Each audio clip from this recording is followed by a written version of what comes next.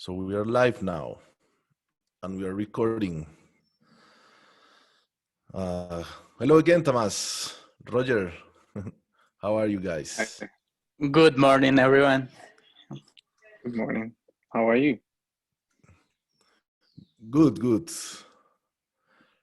Really excited to start this NGConf, the first version online this year.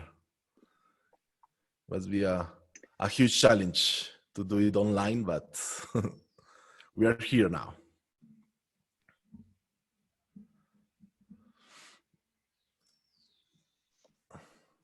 How are you? How was your year? Lot of conference online you attend? A few. Mostly when, the whole world stopped. I think I did like 3 or 4 just in April and another 3 or 4 in May. And then I tried to pause a little bit for the summer, but, I'm back now. That's nice.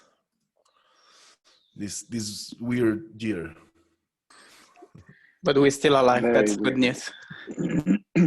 Hopefully it will stay like this for a while. Yeah. Okay, so welcome everyone. We have now 90 participants already. We're gonna give a little few minutes to everyone to join us. Gonna change here the chat. Oops, sorry.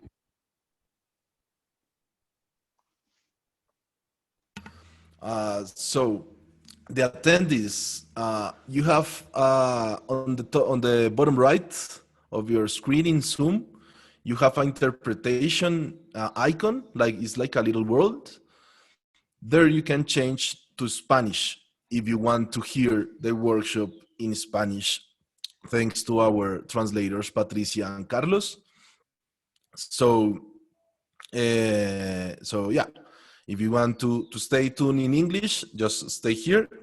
If you want to change to Spanish, go to the interpretation icon on the bottom right, click it, then click Spanish, and you will hear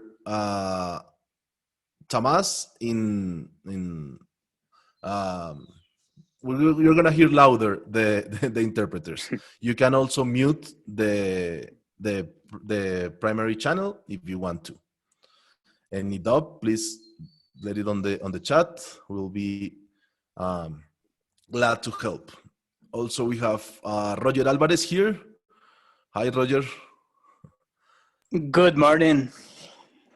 He's gonna be one of our mentors to help you with your doubts. So you can write on the chat, or you can write directly to Roger. He'll be glad to help you with your doubts, or if it's a very particular doubt, you can start a private hangouts with him, so he can help you during the workshop. Let me read the chat. We have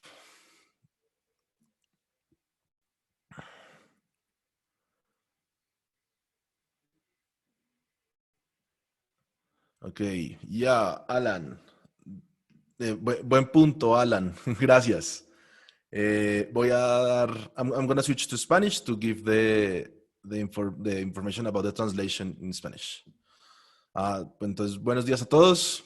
Un gusto tenerlos por acá. Van a tener todos en su Zoom, abajo a la derecha, un botón que dice Interpretation o interpretación.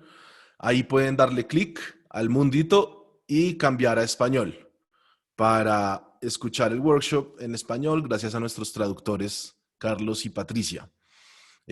Van a escuchar la voz principal en inglés, un poco más suave y más duro a los intérpretes.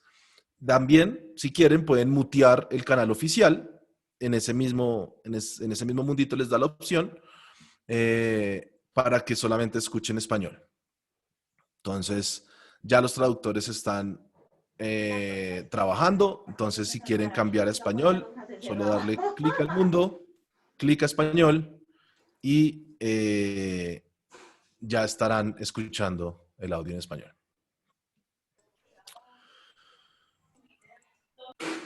Okay, then. So let's give a few more minutes to the participants to finish joining.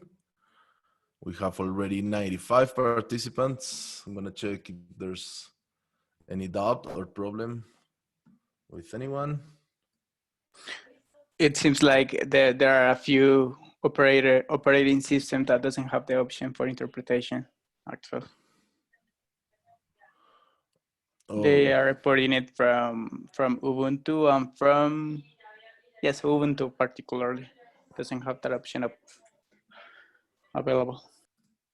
oh, that's sad. Sorry, sorry to hear that. Let me check here. Let's ask Google.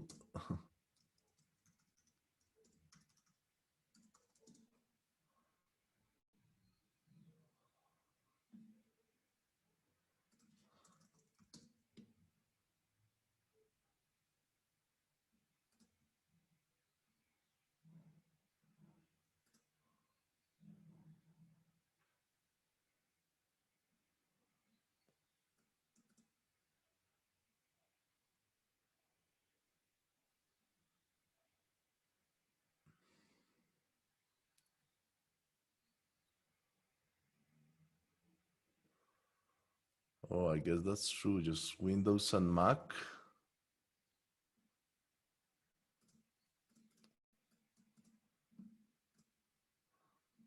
Oh, sorry about that. If you have the another operation system, you can put your probably on Android or iOS. I guess it's on too.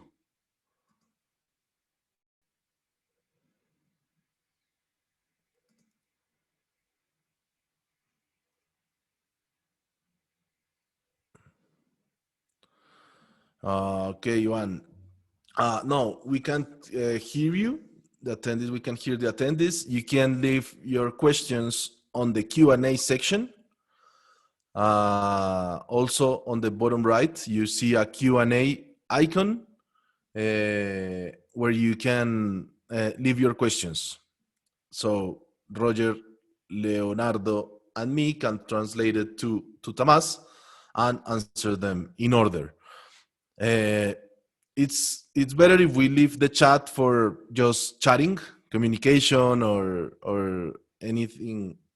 Instead, the questions and the questions on the Q&A section for so we don't leave any question behind.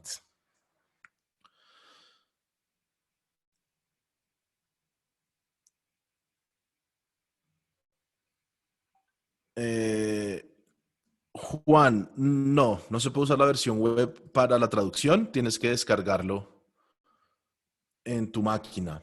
Creo que la mobile sí se puede para traducción, en iOS o Android. Está habilitado traducción.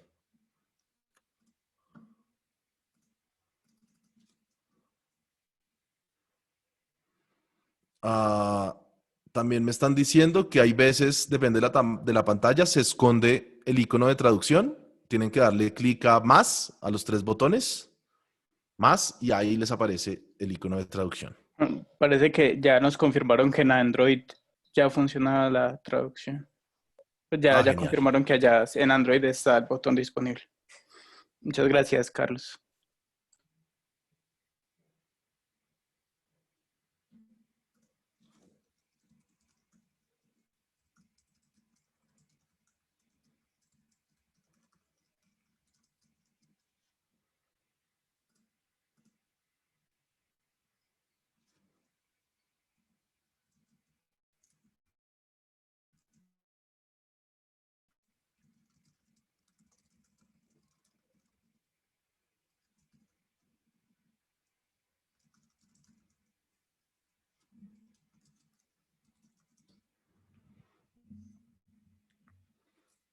Okay, we're waiting a few minutes. Welcome everyone that has just joined. We have already 106 participants. This is gonna be a huge workshop. It's so nice you having you all here. Great speaker, Tamas. You got a massive registration for your workshop. Congratulations. And thank you very much for thank that. you. I could almost win like an election with a crowd like this. So. So let's give a few more minutes to for everyone to connect, to check if everyone is hearing well the translation, so we can start now. A few more minutes and we'll be on.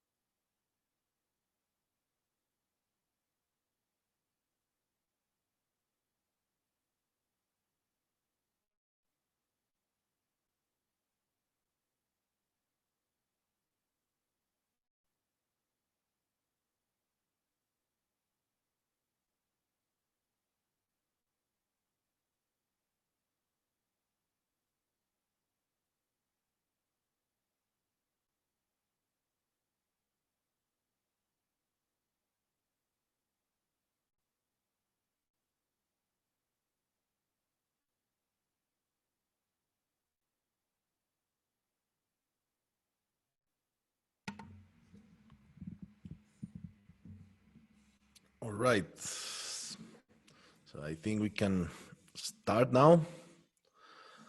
Welcome everyone again. Ones who just joined. Glad to have you here on this first version of ngconf online. So in this workshop, Tamas is going to talk about performance in Angular applications. So let's start, Tamas. The audience, the crowd is all yours. Thank you.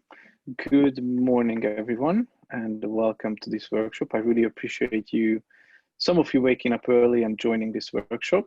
So what I'm going to do is share my screen, first of all. And can you just confirm that you can see my screen? Hopefully that's working. Yeah, we do. Excellent. So I'm going to, thank you. So what I'm going to do is, just to give you a heads up as to what is going to happen throughout this workshop, I prepared the presentation. I'm going to go through a couple of slides. I think I have about 21 slides to go through. And then we're going to dive into an Angular application. And I prepared 2 applications for you. And at the end of the day, you're going to get a link for both of these. So these are separate repositories. One application performs terribly. That's the application that we're going to start from. And I'm also going to give you the final application as a GitHub repository. And you can then check those changes. And ideally, that's the sort of the stage where we're going to be arriving from this first application. Okay, so we will see how much time we will have to cover everything. Hopefully, we'll be able to complete everything that I planned. If not, don't worry, you will going to have access to both of these applications at the end of the day. So, antes de empezar, yo tengo que hacer una confesión, que yo hablo español perfectamente, pero estoy un poquito tímido. Y yo hice un workshop solamente una vez en español y por eso yo voy a hablar en inglés. Pero estoy muy enamorado de Colombia. Yo amo el país, yo amo las ciudades. Mi favorito es Medellín y espero que tenemos gente desde Medellín. Entonces, saludos a todos. Y me encanta también el reggaetón y yo estoy acá con mi parcero Nicky Hem en Medellín. Yo tomé esta foto en el año pasado. Fue un bien recuerdo. Y si, bueno, voy a hablar en inglés, pero si voy usando palabras españolas, voy a usar uno de esos porque, como he dicho, a mí me encanta el reggaetón y entonces mi vocabulario es muy particular, ¿ok? Bueno, let's start now, back to English. So, hello, my name is Tamas. I work as a developer evangelist at a company called Cloudinary. I also have a business that I run. It's a small business, which is called Full Stack Training, where I deliver workshops and training classes to interested parties about web technologies. And I also happen to be a Google developer expert in web technologies, which really just means that Google wants me to talk about Google-related products on conferences, and they provide me with additional material, which is a good thing. Okay, so you're all here to learn about performant Angular applications today. So what we're going to do is talk about what is web performance, how you would measure web performance. I'm going to give you a few hints and tips and going to show you some tools that are generally applicable to web applications. And then we're going to focus on how to make an Angular application work really well. So web performance is really just a measure of how fast is a website, okay? But of course, with everything, this is relative because what is fast for me could be slow for you, and what is fast for you could be slow for me, right? So it's not really something that you can easily measure. And you have to consider and take into account multiple factors. So, you have things like the page speed, you have things like network connections, you have things like the infrastructure of an actual application and the entire network that it sits on. So these are all factors that can affect, and they actually do affect, how well a particular website or how well a particular web application is going to perform. And of course, when you think about performance, you need to consider, are my users going to access my application on desktop? Are they going to be using a tablet? Are they going to be using a mobile? Because they are going to have different performance metrics and different performance experiences depending on the devices that they're going to be using.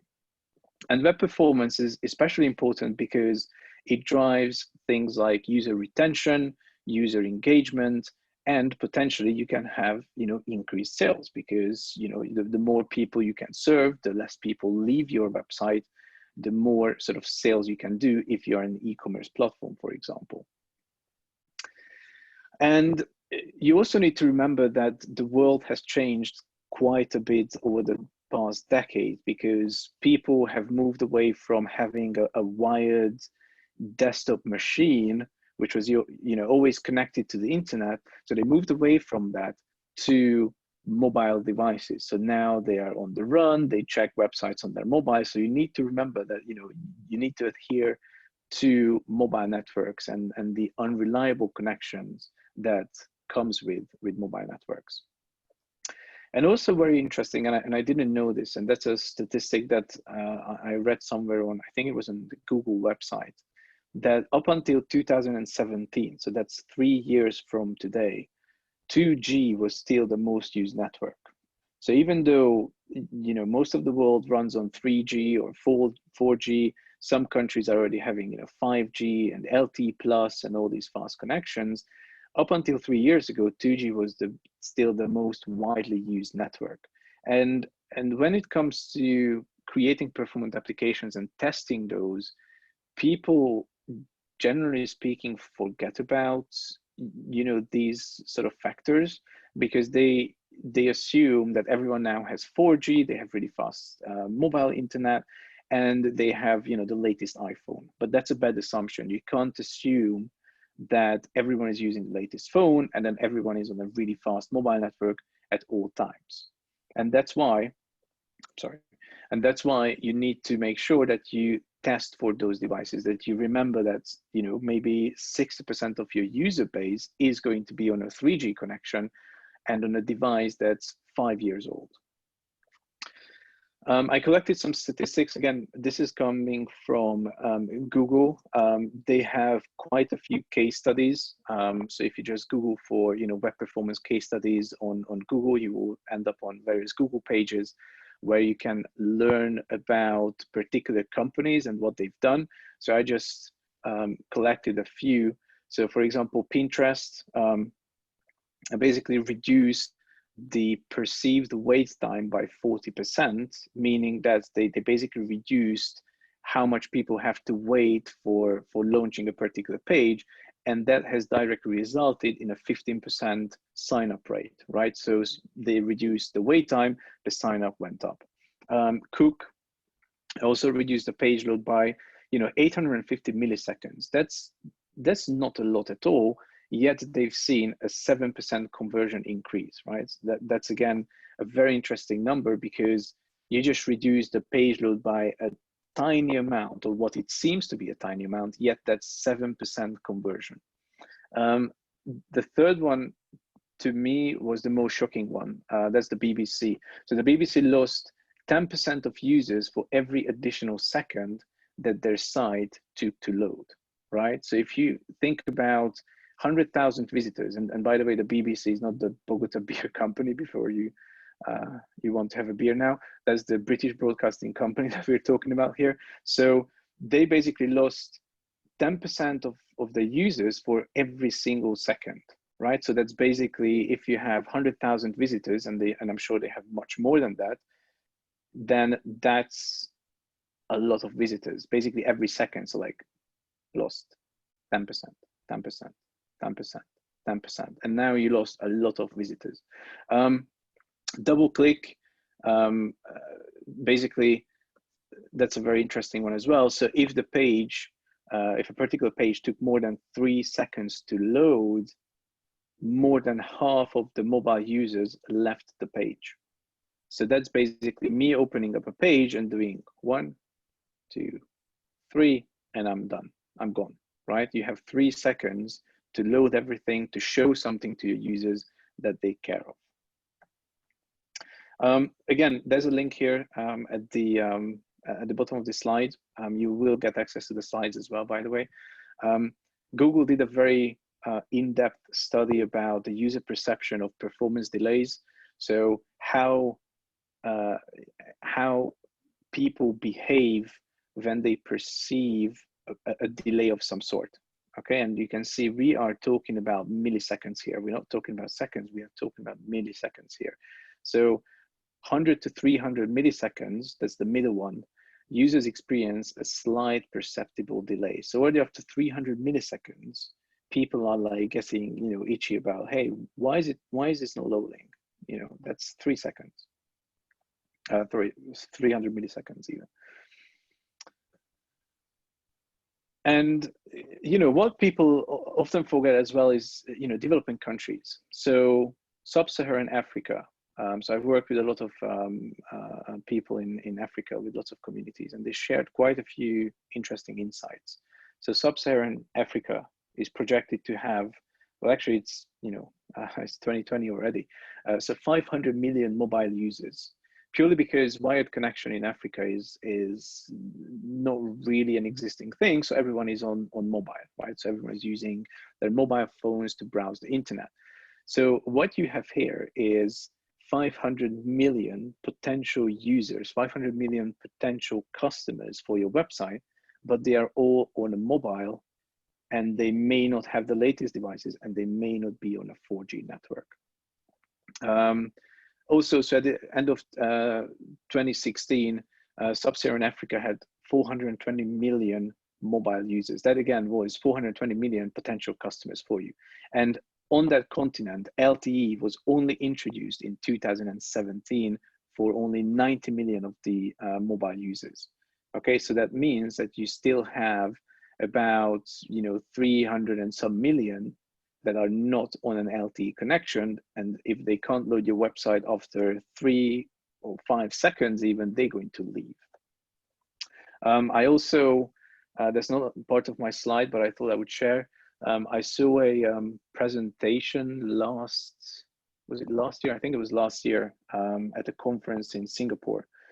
And there was a lady from India who shared a presentation about performance of web applications in India.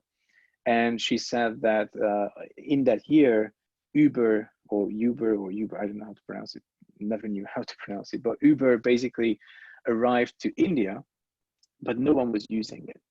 And the reason why nobody was using them is because their website took 17 seconds to load, and that even didn't get you to the page where you could book a taxi, right? So no one was using it because no one had the time. And it was a bit too late until Uber realized that they are missing out on a lot of business because of performance. Okay, so testing should be an iterative process. So when you decide that you want to, you know, apply some sort of a performance testing on your website or in your web app, it needs to be an iterative process, and it needs to be, you know, a test. You measure the result, you measure something, you record those results, and then you test again, right? So it needs to be an iterative, ongoing, cyclical thing that you do. It's not something that you do once and then you forget about it. You need to revisit your testing. And I also screenshotted a tweet from Eddie Osmani, who's one of the evangelists at Google. And he said, if you want a fast site, test on slow hardware regularly. Okay, so that again is to my point that you need to make sure that you think about all the devices, slow network, and you want to test your site against it. Because if it performs well there, then granted, on a better device, on a faster network, it will work even better. So your ultimate goal should be to provide great user experience regardless of device and network to your users, and your application should perform well under all conditions. And I put an asterisk there because you want to make sure that this performance is not going to have a negative impact on the user experience. So you don't want to have something that performs well, but it gives the user a bad experience. So you want to create something that performs well and it gives a positive, a good experience to your users. So how can you do that? So there are lots of strategies, and we're going to take a look at, I think, all of these. You have, let's focus on the front end first, because, we're here to learn about performant Angular applications, but we're still going to talk about the back end a little bit, because, when you deploy an Angular application, deploying it on a backend that has HTTP2 or compression enabled or media that's managed appropriately is going to help. But on the front end part, you need to do things like lazy loading, you need to do things like minification, you need to do things like preloading your assets being fonts, CSS and other things, and that you also manage the sizes or the size of your bundles, or the bundle being either a CSS bundle or a JavaScript bundle. And if you keep all of these into consideration and you try to, put a sort of check mark against all of these points, then granted, you're going to have an application that is going to perform relatively well. There's one point that I want to bring up as well, because, and we're going to spend some time on this as well. There's no denying in the fact that the web today is visual. So there are lots of images, there's lots of videos, and it's natural, because images and videos and these media assets can be used to tell very compelling stories, right? So e-commerce websites want to show you beautiful images of their products because you're more likely to buy them. News outlets want to show, the latest videos of explosions or viruses or pandemics or elections, because they can, show a very compelling story using media. So there's, photographs, adverts, products, news, GIFs, usually with cats on the internet. And also, we live in a day and age where video content is on the rise, right? So there's lots of YouTubers, there's lots of people doing Twitch. So media is everywhere. And people are using media and images quite heavily in their web applications as well today. And images do help with better storytelling, concise messaging, powerful visual content, appealing product showcase, etc., etc., etc. But therein lies the problem. So images do help, but there are a lot of things that developers don't know about images or don't know about videos, and that is actually having a very negative effect on web performance. So we're going to talk about these as well as part of this workshop. There are different image formats, JPEG, PNG, WebP. There's also WebM and MP4. When to use which, why, etc., etc.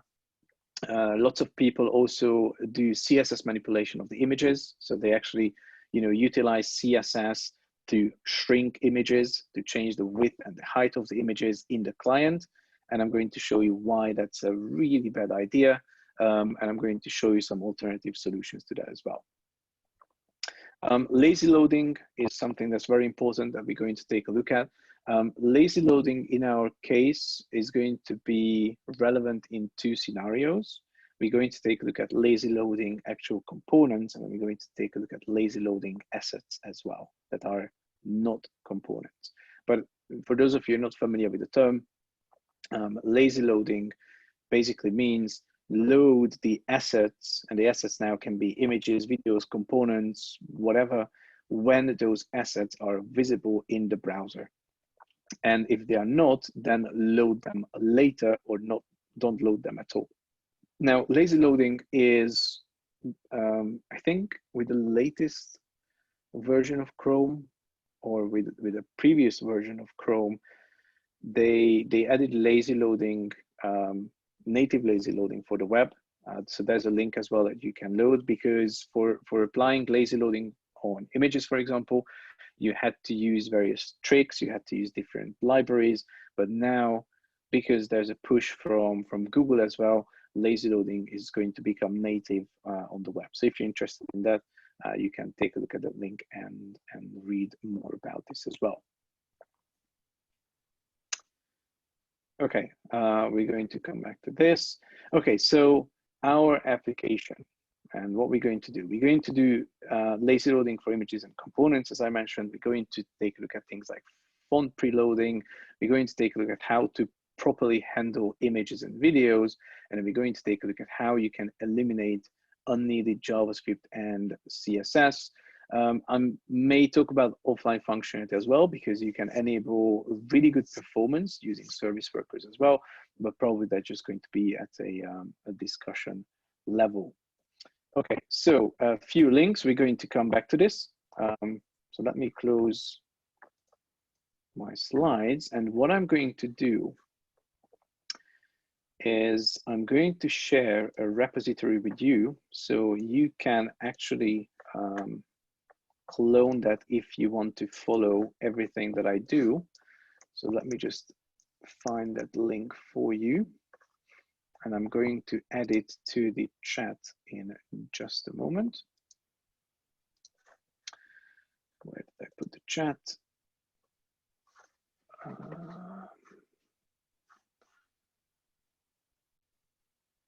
Sorry, I have many screens that I can't find the chat panel now. Oh, it's here. Okay, so I'm just going to put that in here. So hopefully you see that message appearing in the chat. And I also see that there are 2 questions in the Q&A. So let me read the first one. That's from Diego.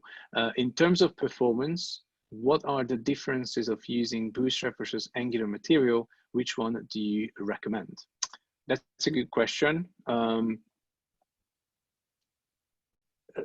Let's talk about it a little bit later. I'm going to show you a tool that can that will help you to eliminate unused CSS from your project, and then basically whether you use Bootstrap or Angular material, that's going to be irrelevant, because you're just going to work with any CSS framework that you pick. And Natalia, we usually test and measure, but how should we record? Up to you. You could, once you have the measurements, it could be something like a piece of paper, an Excel spreadsheet, it doesn't matter. Somewhere where you can come back later and say, we've run this test on this page using these conditions, and this was the result. Let's now run it again because we did some changes, and let's see whether we get a positive change or a negative change. Okay, so questions answered. Repository shared. So let me open my editor. And before we get to the code, let me do something here. So I'm going to do ng build. So let's assume we just created an application. We're really happy with it. Let's create a production build from this application and see what it's going to do. So essentially, I'm going to create this build, and then I'm going to, oh, I sent the link to the panelists. Oh, Roger, yeah, thank you. Roger shared it with everyone. Yeah. Thank you.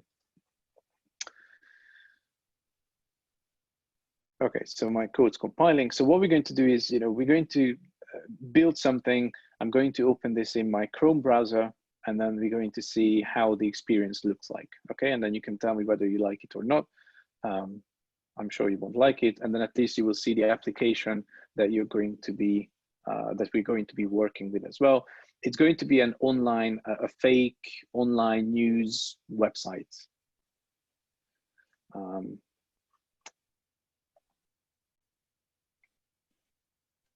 Waiting for this to finish. Okay, so let's just do an HTTP server on this base, and that's localhost 8080. So let's go to localhost 8080. And as you can see, the page is loading. So I don't know if you noticed, so let me zoom in. But when I hit enter, Actually, let's just close this so that you see the experience again. So I'm going to hit enter. 1, 2, 3, 4, 5. So it took 5 seconds for this to load. Okay, so this is the front page. Then I click on article, where I have an article about some made up sports tournament. There's a video, and then we have some images about this event. And then we have the about page as well. Okay, so let's open the Chrome DevTools. And the first tool that I'm going to show you, if you're not familiar with it already, is called Lighthouse. So that's part of the Chrome browser itself. And what Lighthouse allows us to do is essentially run a few tests against our website. Okay, so you can see there are categories here, so performance, progressive web, best practices, accessibility, and search engine optimization. So I just have performance and best practices checked, and we're going to run this test against a desktop. So, you know, kind of pretending that someone is on the desktop, and I'm just going to hit generate report. And we're going to see, oh, let's do this again.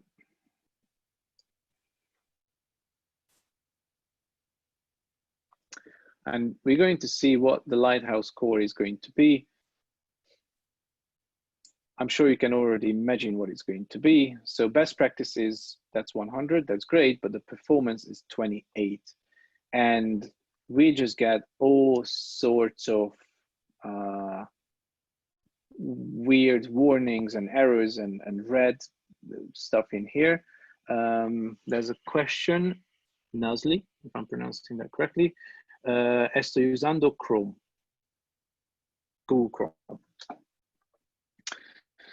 Okay, and you can see the speed index, large contentful paint, and here we can also trace this down to, you know, there's 1, 2, 3, 4, 5, 6, 7, 8, 9 white blocks, and then we get some content. Okay, this is really bad, and I really like this tool because it not only tells you what the, you know, that, oh, you have a very bad performance, naughty boy, you shouldn't do this, but it's actually telling you where you can improve stuff, what is happening. You know, it gives you suggestions like, hey, you're not using HTTP2.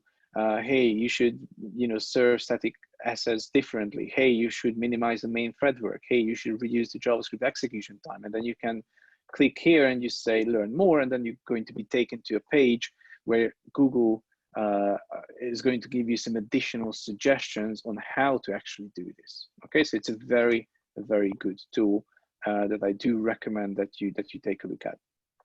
Okay, when we go to the article page, I think the performance of that is even worse. Why is it not? Anyway, can't even find a page, but trust me, that's a really really bad page. We can do another test, right? So let's load this. So Lighthouse is already telling us that this page, it's very bad.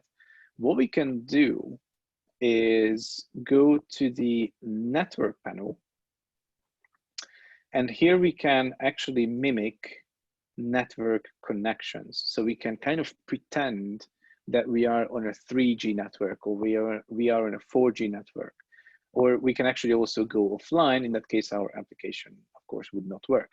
So let's just go with a fast 3G, right? So I'm going to throttle my network, and I'm going to try to load this page, or maybe the art.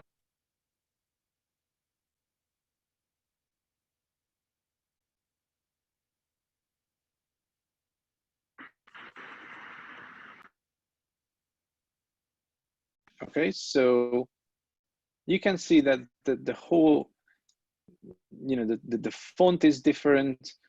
That image is really slow. This video is, I don't even know what's happening there. The gallery of images, I can't even scroll, right? Okay, now I can finally scroll. This is just, you know, what is happening? And this is now fast 3G, right? I don't even dare trying to figure out what's happening if I would do slow 3G. Okay, this is already a page where you would just leave because you're like, I don't know what's going on. Okay, so you can see that on the bottom, something is still loading. We are already at 12 megabytes, and we've been loading for 1.92. Have we reached 2? Okay, so this is loading for 2 minutes now. Great, and it's still not done. It's still transferring something. Okay, so this is a very bad experience, right? So what we're going to do now is kind of take a look at this application and see what we can do to make it better. And we're going to separate that into different bits and pieces. The first one, so let me actually close this and close this as well.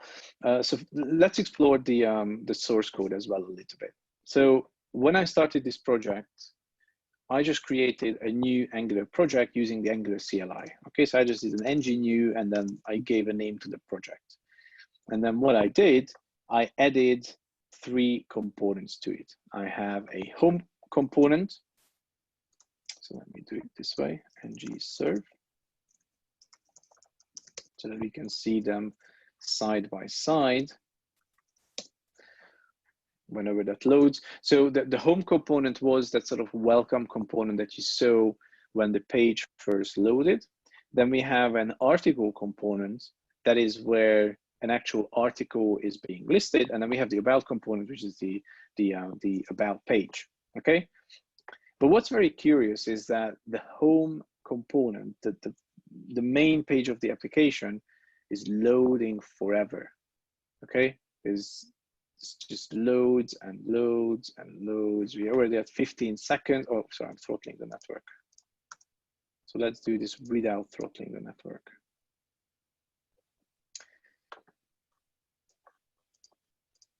Let's start over. Another important tip for you, or a good tip for you, if you truly want to do performance testing, use an incognito window. Okay, you want to make sure that the browser is not caching anything, you know, it's not pulling resources from its internal cache, that it basically goes out to the network and pulls everything from the network. That is going to give you a really, really good performance test. So I just changed to an incognito window. So I'm trying to load the main page of the app, and let's see. So it's 4.85 seconds. But what's curious about it is that, you know, why does this text load for 4.85 seconds? It doesn't make any sense, right? So as it happens, the problem is not actually the home component, it's hidden somewhere in a different component.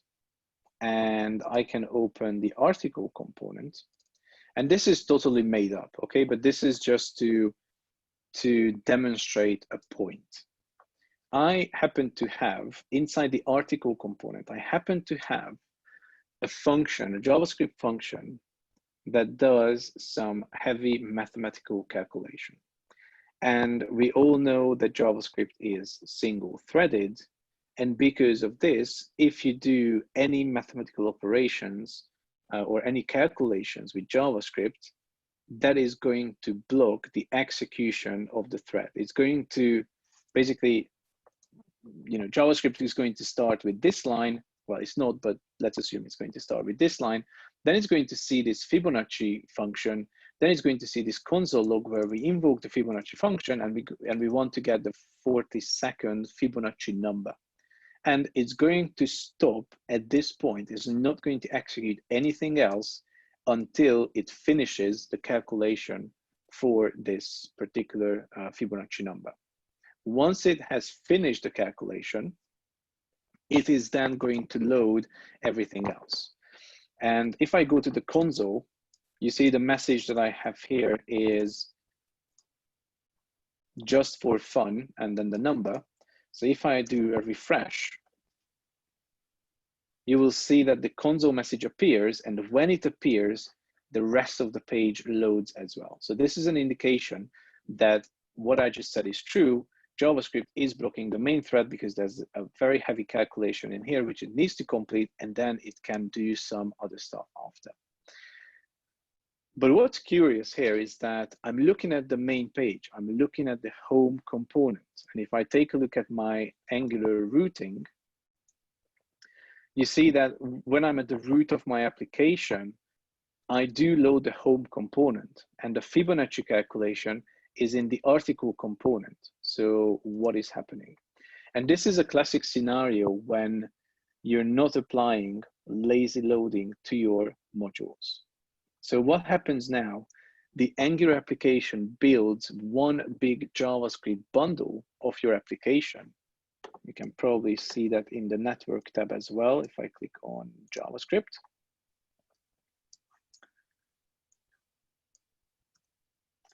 Okay, so there's one main file, oops, that basically gets loaded, which is, your Angular application. And even though I want to look at the home component, the JavaScript code for all the other components are also form part of the main JavaScript file. Therefore, that very heavy calculation is also part of that. So even though I'm not even using anything from that article component, I still need to wait for this calculation to finish. And this is exactly what you can avoid by doing lazy loading in Angular, and you can do lazy loading. You can lazy load your components. Now, this is just something to demonstrate, okay? This is a very purposeful, deliberate Fibonacci function just to demonstrate to you what could go wrong if you have a blocking operation, or if you have a very heavy operation in any of your components, and how that is going to affect the overall performance of your application. Okay, so of course, I'm not expecting you to have something like this. I mean, you could have it, I don't know. But maybe you have, I don't know, an HTTP request that takes forever to run, or something else that is going to be blocking everything in your app. Okay, so what we're going to do is we're going to fix this issue.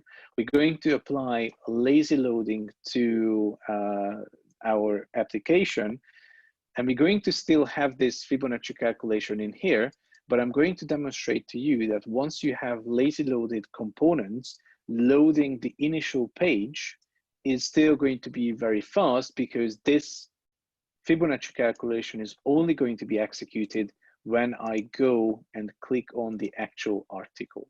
Okay, so when I load the article, that's when I will have that sort of wait, and that is sort of expected behavior, because why am I being punished on the home page for something that I didn't even click on, I didn't even open? Okay, so that's the reason why we're going to do lazy loading here. So how do we do lazy loading? So if you worked with any other front-end framework, such as Vue or React, or even Svelte, lazy loading there is, you can actually lazy load components in those frameworks. Angular is kind of particular in this matter, because in Angular there's no such thing as lazy loading a component. But there is, but most of the time when you talk about lazy loading, you want to lazy load an actual module. And this is what Angular refers to as a feature module, okay? So as opposed to doing what I did, which again, remember, was absolutely on purpose, to create a component for home, create a component for article, create a component for about, what you can do is create feature modules. So you can have a feature module called articles, and then you can lazy load that module as part of your Angular application. I'm going to pause now because I see quite a few questions in the, oh no, that's the, sorry, that's the chat. I thought that was the Q&A. There is a question in the Q&A. how much do you recommend using preload or modules with the different strategies that exist, taking into account that it also starts from the use of the lazy load? I'm not sure if I understand the last part of that question. What do you mean by taking into account that it also starts from the use of the lazy load? So preload or modules, I have used that before, but I think the problem with that, and I would need to double check this, but I think the problem with that I had was that it actually executes the code itself, if I remember correctly. So it's going to execute your component code, which in this case is not something that I would want to do, because if I would just preload this and wait for this, that's going to yield exactly the same result I think that I have now, which is not something that I would be after. Okay, so so there are various ways that you can utilize to create feature modules. I think I have a command here. So you can actually use the Angular CLI to generate a module. So what you do is you specify ng generate module, then your root module, which is of course your app module, and then you specify the feature module's name, for example, about or articles, or whatever you want. So you can actually very easily generate this using the ng CLI. What we're going to do though is probably, how should I do this? Let me think. We are going to, let me check something real quick here. Yeah, well, let's do this manually. Okay, we're going to do this manually. So we're going to leave the home and the about components, as is, because we're not going to be checking those or changing those even. And what I'm going to do is create, actually I'm going to rename this, so let's stop this. I'm going to call this articles. And inside articles, I'm going to delete all of these. I'm just doing this manually, remember, because I want you to understand what's happening. If you want, you can run that command that I showed you. That's going to do the same, but I just prefer to walk you through what that CLI command is doing behind the scenes. So if you create a feature module, you by default are going to end up having two very important files. And one is going to be called articles.module.ts. And you will also end up having an articles routing.module.ts. Okay, so these two files are going to be created automatically for you if you do that feature module generation. But the reason why these two modules are very important is because, as you can see, now this article module will have its own separate routing available, which means that from the main routing module, which we're going to modify as well, you can load the articles module lazily. Okay, so how does this look like? So let's actually add the additional files, because when you generate that, it's also going to generate components for you. So there's going to be an articles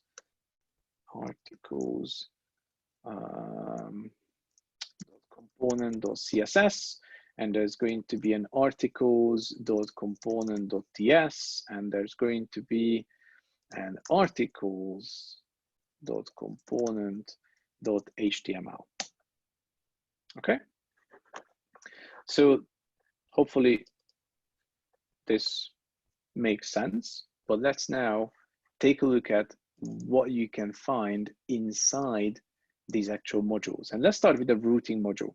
So because you have now created a feature module, you know how when you create just a regular Angular app, you end up having a routing module that looks like this, right? This is where you specify the routes for your main module and your main module in this case is the application itself. So inside your articles routing module, you can have something that is very, very similar, except now you can have routing again that is only relevant for the articles themselves, okay? And I just copied some code over, but this is how I think everything should, articles. I don't know why it can't find it, but it's definitely there. So hopefully it's going to find it soon.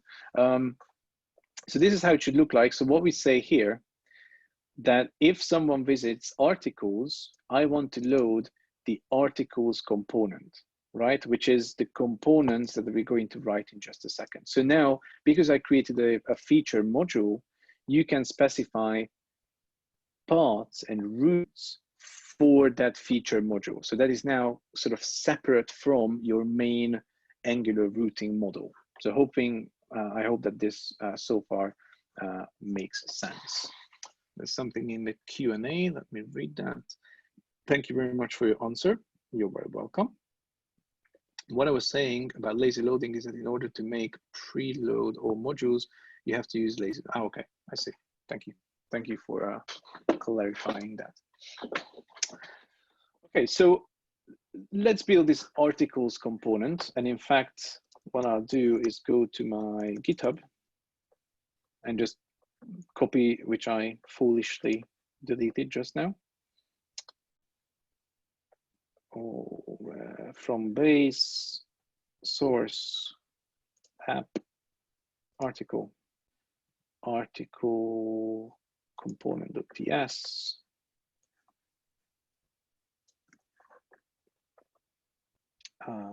Article component TS here. Okay, let's put the console statement back.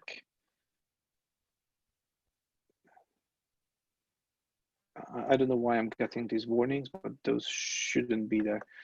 Anyway.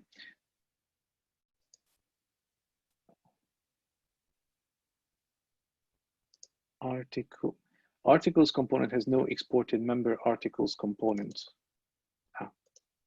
Correct. Articles component. Okay, and okay, we'll come back to those later. Okay, so we have the component added back, just how we had it before. And then I'm also going to copy the HTML over.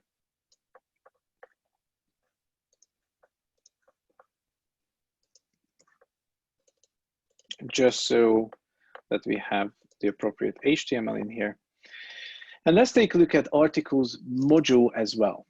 And we're going to write quite a few things here. So again, don't worry if this is super complex or you don't follow this. If you run ng generate and you generate a feature module using the CLI, this is 100% automatic and you don't need to worry about this. So inside the modules, just like how you would work with the app module.typescript file, you just need to bring in Angular core, Angular common, you need to bring in your routing, you need to bring in the article component, but now this is all relevant to the articles feature module, that separate little entity that we are working with. And then now you can add the rest of this. Let me just delete something that we'll add later. And now you have your articles module. And there are two questions, or maybe the same question from Sandra. I have a question. Do you recommend using quick link strategy for module preloading for e-commerce website? Quick link strategy is not something that I'm familiar with, but so when we take a break, I'll open a new tab here and I do a Google search and I'm going to read that. So it's quick link strategy. I'm going to read what this is.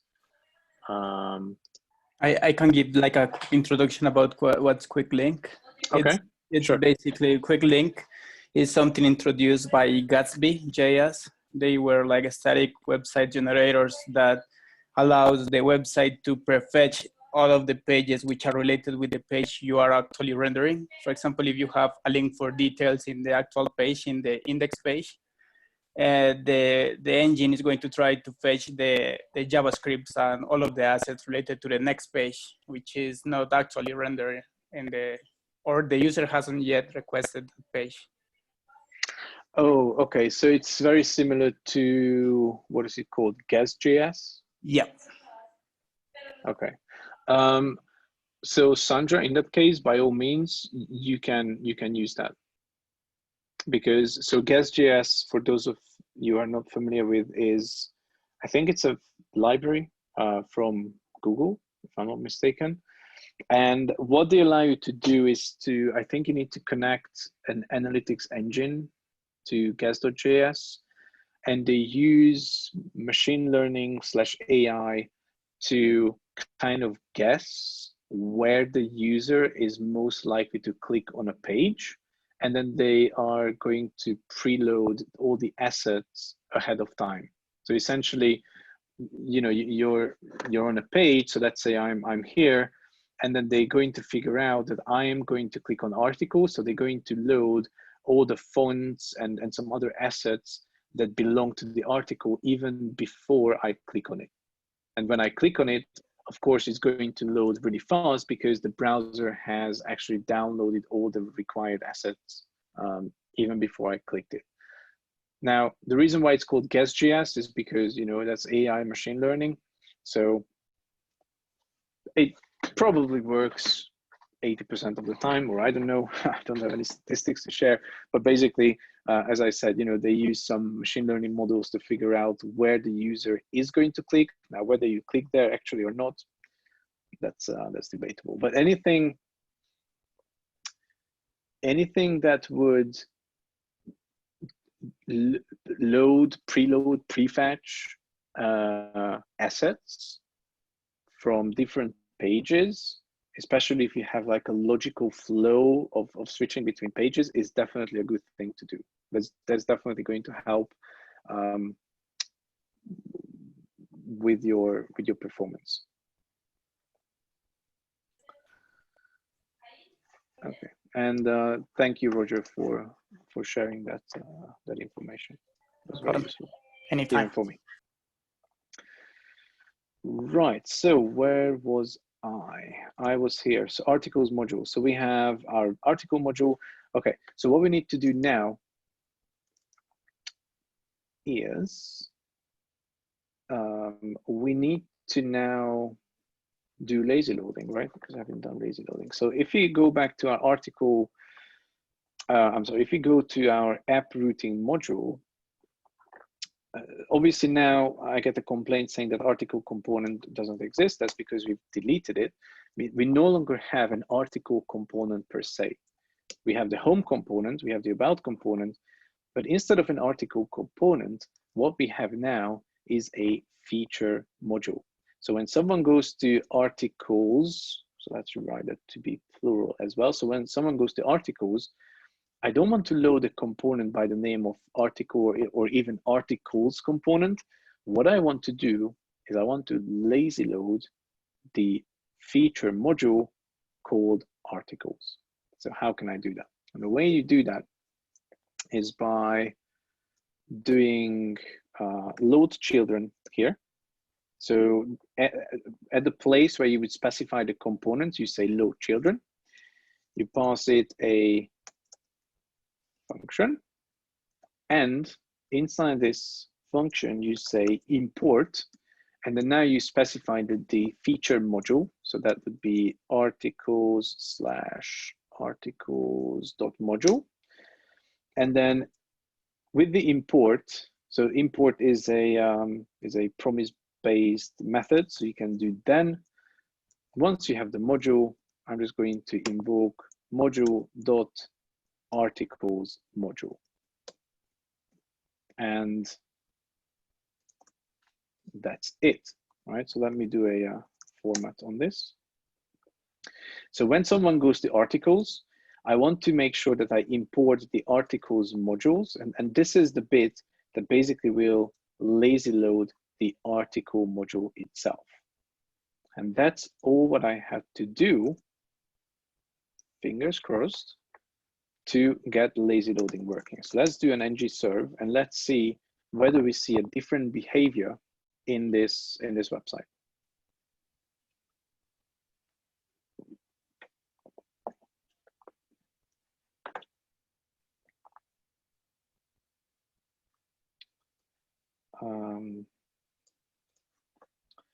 I don't like red warnings in here. Could not resolve that's right, because that is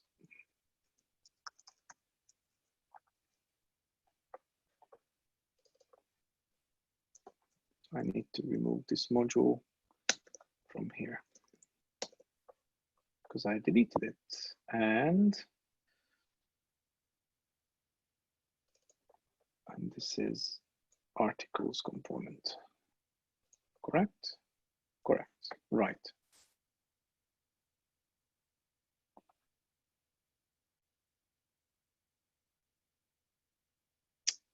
Near there. I thought I didn't save the file. I'm sorry. I did remove what I wanted, but I didn't save the file. Okay, so no more errors. Let's come to host 4000 and 200. Okay, so where's the message gone?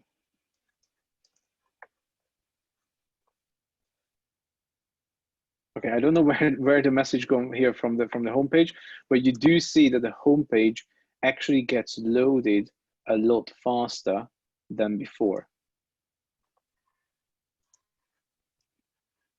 I have a feeling I'm missing something from here. Let me just give me 1 second to figure this out, because I think in here, I also need to do articles. I didn't change the routing, so there's still home component that still exists. Articles module. This is my module, which has articles component.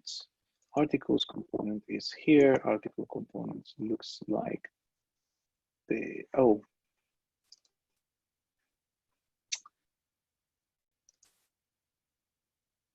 app articles.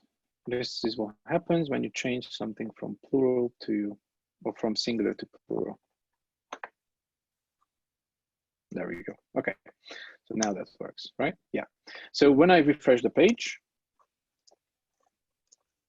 you can see that it loads. If I go to network panel, it loads in, well, 649 milliseconds, 646. So definitely much faster than it used to load. But now if I click on the article component, yes, for sure, this is now going to look terrible because I didn't add the styles. But basically now, this is the page which is going to take a lot of time because I am calculating the Fibonacci number. Okay, so I have the Fibonacci calculation happening here. And that's why this page loads really slow. But the home page loads faster. And this is exactly what I wanted to achieve. There's a question from Juan Camilo. Do you need to define the lazy module in angular.json file? No, you don't. All what you have to do is what you saw me do. And as I said, if you run this command, so just make a note of this, maybe I'll copy this into the chat.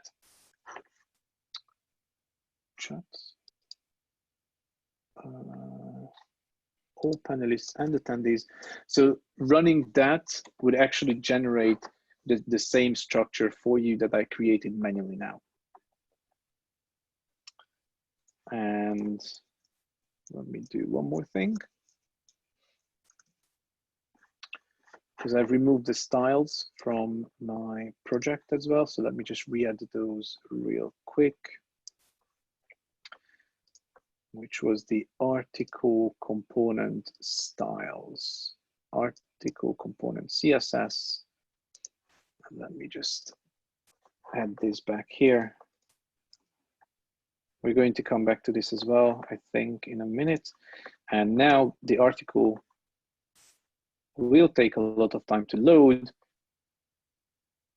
but this is now no longer blocking the execution of my home module. So this was one thing that I wanted to share. Does this make sense? So some of the key takeaways from here are: try to logically group your Angular application into feature modules. Once you do that, you can then apply lazy loading. Okay, if you apply lazy loading, you can, as you see, make certain components that are by definition a lot simpler, a lot smaller, to truly load faster. Now, probably you're wondering, you know, on the article page, this still takes, where's my network panel gone? This still takes a lot of milliseconds, 5 milliseconds to run. What can you do? We're going to now take a look at optimizing this page a lot more in detail. And of course, and this is again an important point, sometimes you're going to have functionality that is going to slow stuff down, but at least by using feature modules and by using lazy loading, you can make sure that that heavy execution is only going to happen if absolutely needed. Now, in this case, there's no way that I can optimize this Fibonacci calculation, right? Because it is by default very CPU intensive. So I'm going to cheat a little bit, and I'm just going to optimize it by commenting it out and getting rid of it. But there's still a lot of additional things on the articles page that we can enhance, because this is still 1.6 seconds load time. And if I go to the Lighthouse test for this article page, this is still going to get a really bad score, or a relatively bad score. And you see, we're still at 65 and 92 for best practices. So we can do a lot better here on this page, even though we have lazy loading now, and, you know, we kind of got rid of that, the nasty little Fibonacci thing. There's still a lot that we can do right here.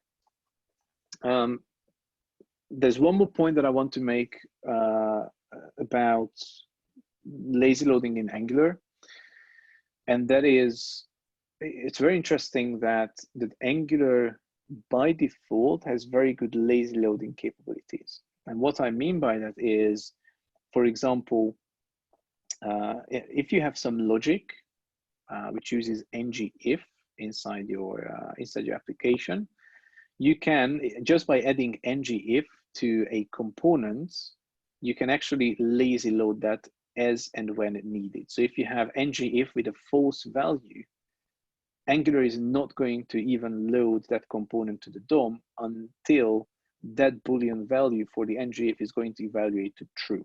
Okay, so this is very important as well, because you may want to create a component and then you want to load this component only and when you know, some sort of a condition is true. So rest assured, just by using something as simple as ngIf, Angular is going to apply lazy loading. I actually, let me share this with you. I wrote this article. Where can I share it? Right here. I'll share it in the chat. I compared lazy loading of components and modules in various front-end frameworks. One in Angular, one in React, one in Vue, I think. And if you take a look at the Angular example, then you will see that I can just very easily do lazy loading of a component using an ngIf. So you can take a look at that, that example there. 2 questions. Santiago, hey Tamas. Hello Santiago. How can you improve the performance of the images in an Angular app? I'm using lazy loading for the components, but all the images take a lot of time to be rendered. I'm so glad you asked that question, because that's what we're going to take a look. And Senor Anonymous attendee, I have seen projects with its own modules, but using only one global app routing module TS file, is it ok or not as good as having its own routing file? So depends.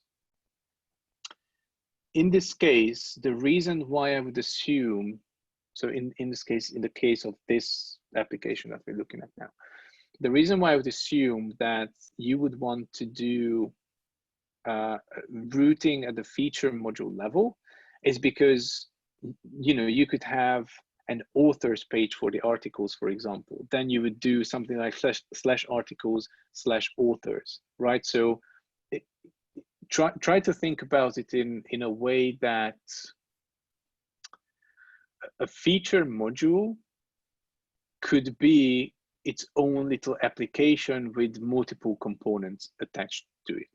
So if in your use case, you can say, you know what, I have articles, under articles, I want to have authors, comments, something else, then make it a feature module and add its own routing. If it's something as simple as the home page or an about page, that doesn't need its own routing, but you can still, well, yeah, that doesn't need some routing. Okay, so it's always going to be driven by the use case that you have, or you know, whatever that you're working on. Right. Where was I? What to do next? Okay, I talked about lazy loading of components. We talked about feature modules. We talked about lazy loading via ngIf. Cool. So let's, who was that person who just, I forgot the name, answered, sorry. Santiago. Santiago, yeah. So Santiago asked about images. Let's talk about images. So let me bring this up. Lighthouse is in fact going to tell us that most of the problems that we face are related to videos and images on this page. And this is deliberate as well. I've made, you know, honestly, I want to say I've made deliberate mistakes on this page, but the problem is that I've seen people make these changes, right? I wish I wouldn't have seen it, but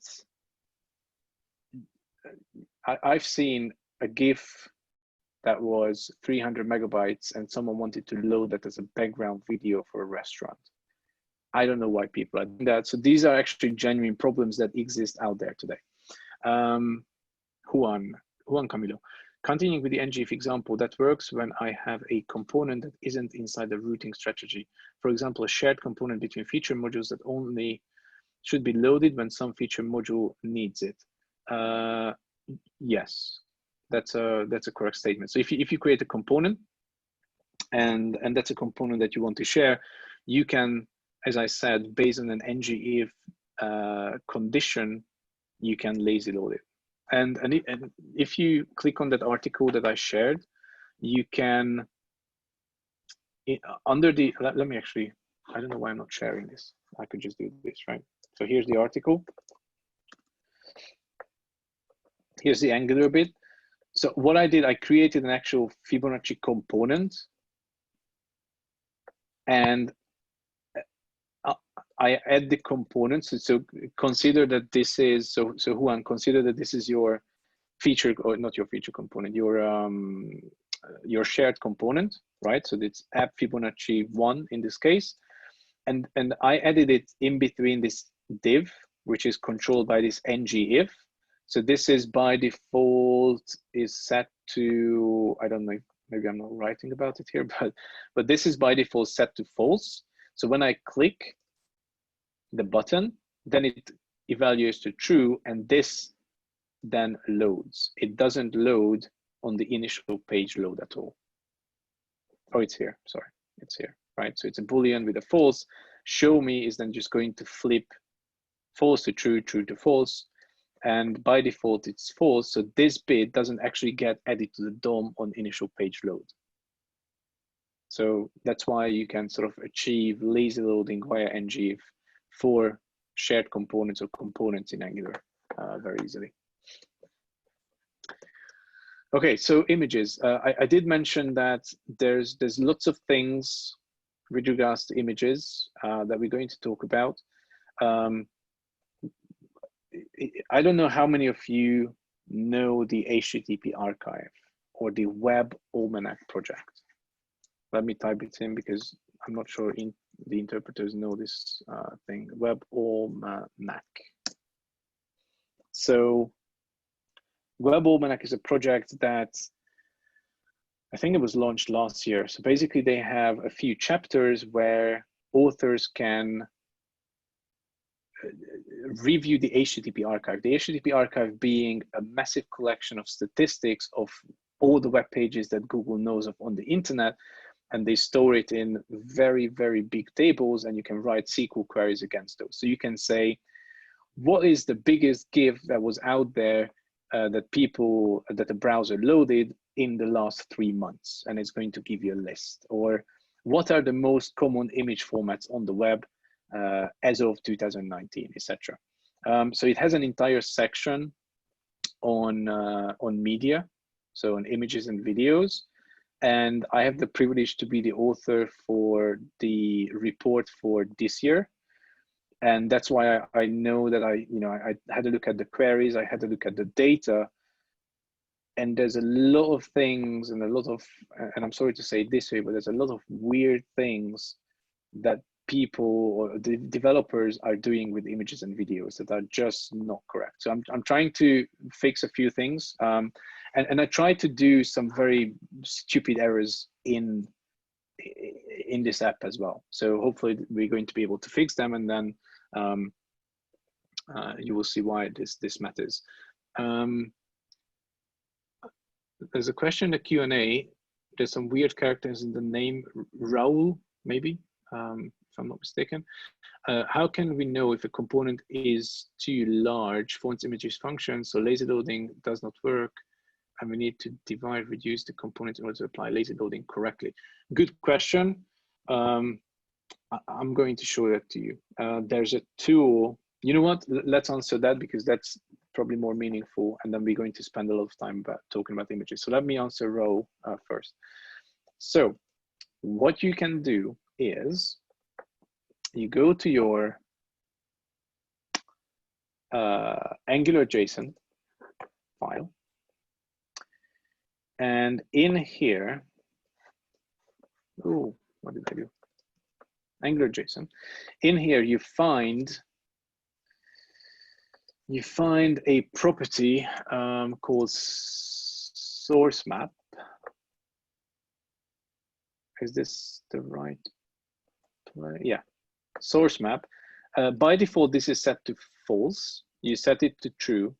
Then you find named chunks and you set it to true as well. So both of these, source map and named chunks, are set to false. I've already done this, so you set it to true. Then you do an ng build. You wait for your JavaScript bundle to build.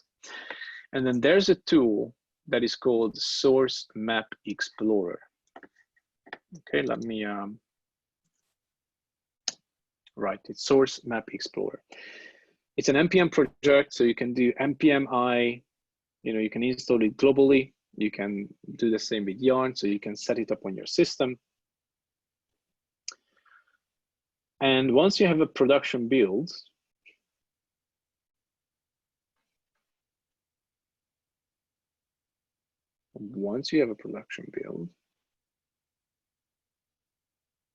come on, Angular, right.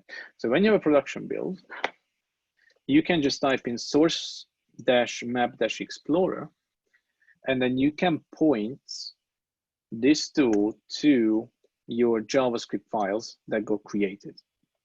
Okay, so let me point this to main.hash.js. Okay, so I'm pointing it to this file, and then it's going to open a new browser window, which I need to bring over here. And it is actually going to show you the sizes of the various parts of your JavaScript bundle.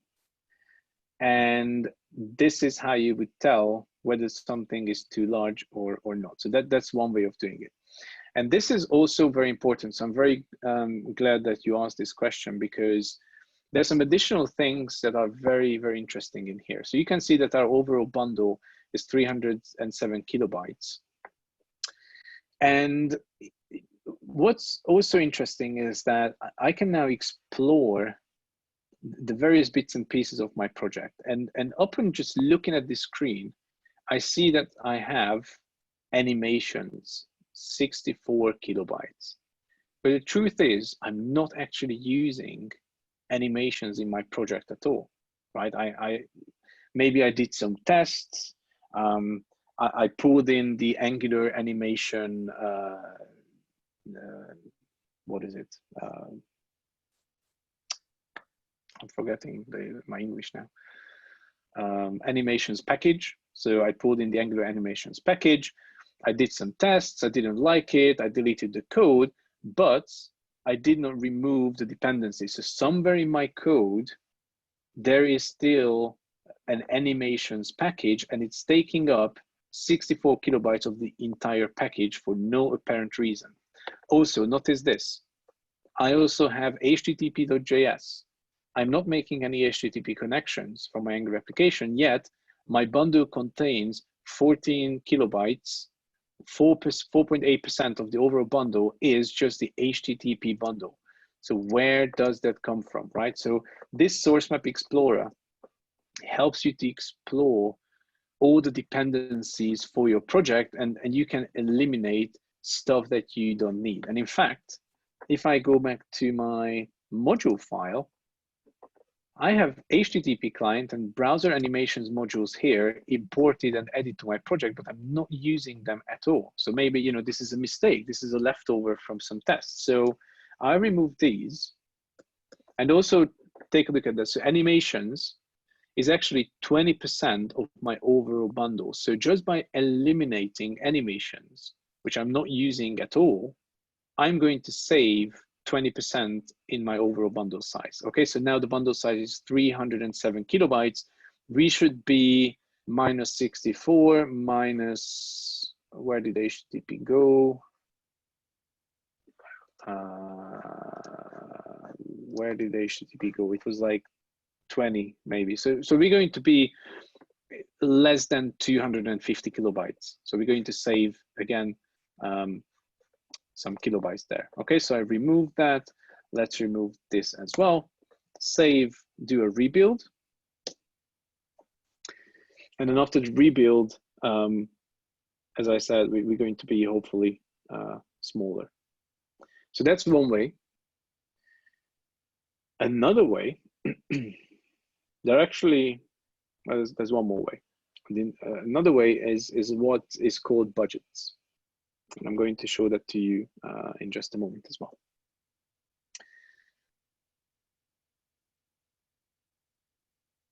Building the production.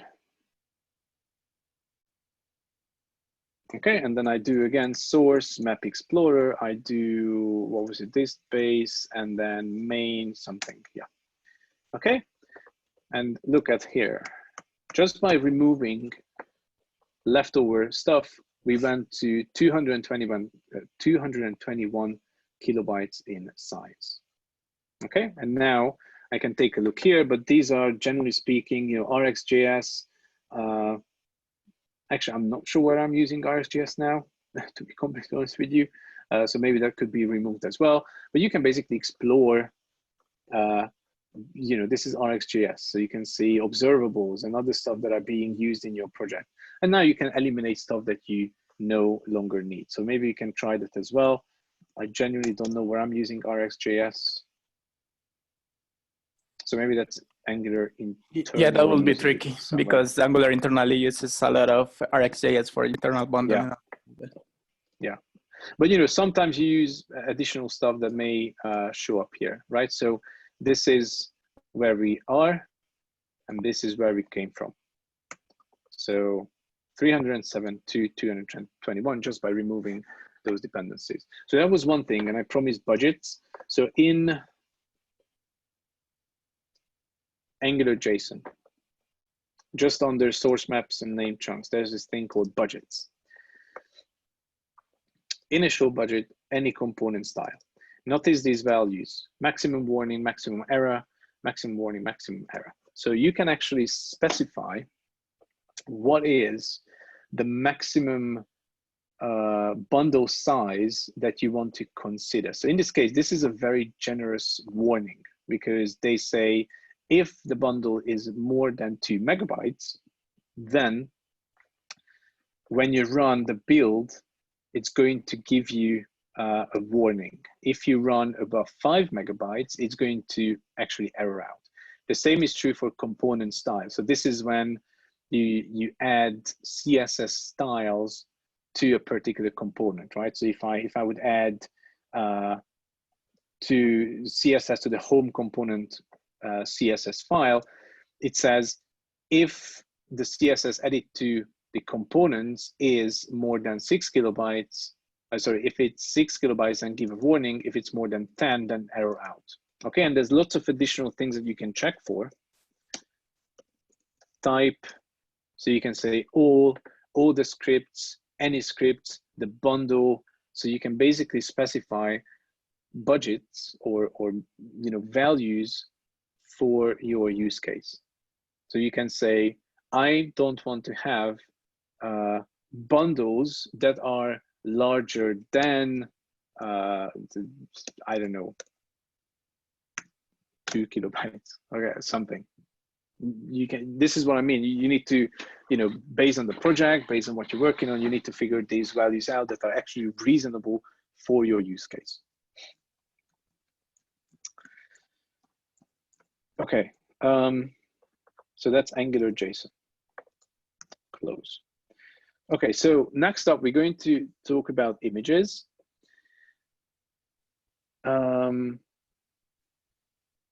Before we do that, let's take a 5-minute break. So on my clock, it is 45, so hour 45. Let's continue at hour 50. Okay, so 5 minutes from now, we're going to continue with the rest of the workshop. Okay, so please come back in 5 minutes and we shall resume. Thank you. Thank you, Tamas.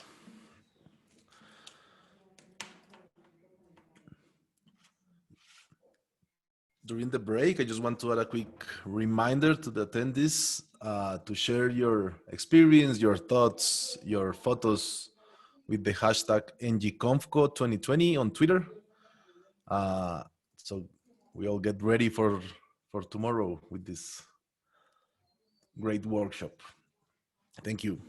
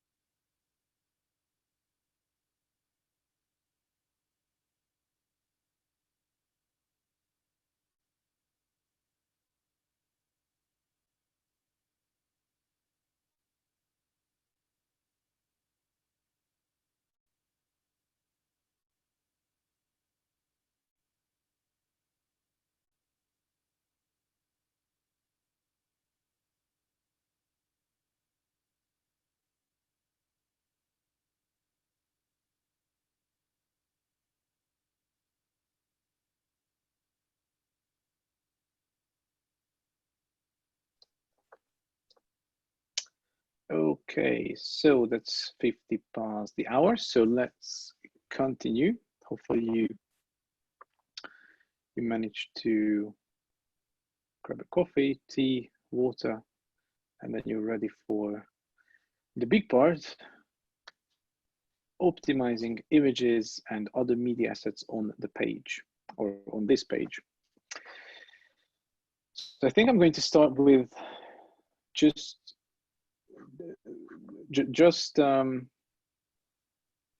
one thing. Open the network tab. And let's take a look at all the images. Oh, I closed it, didn't I? Yeah.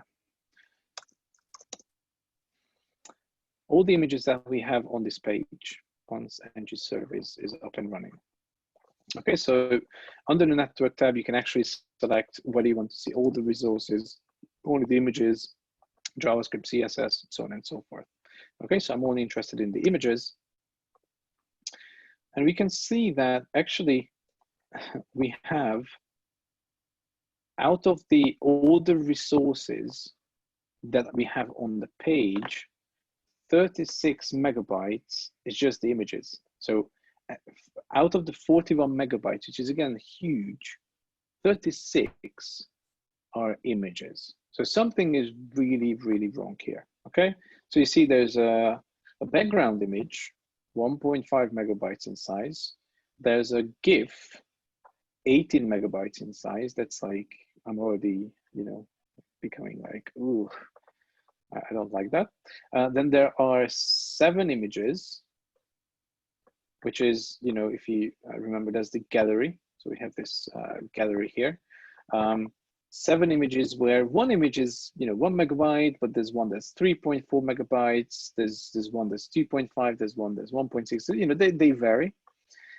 Then we have an image of the author, because this is an article, right? So we want to show who actually wrote the article. So that's the author, which is 1.4 megabytes.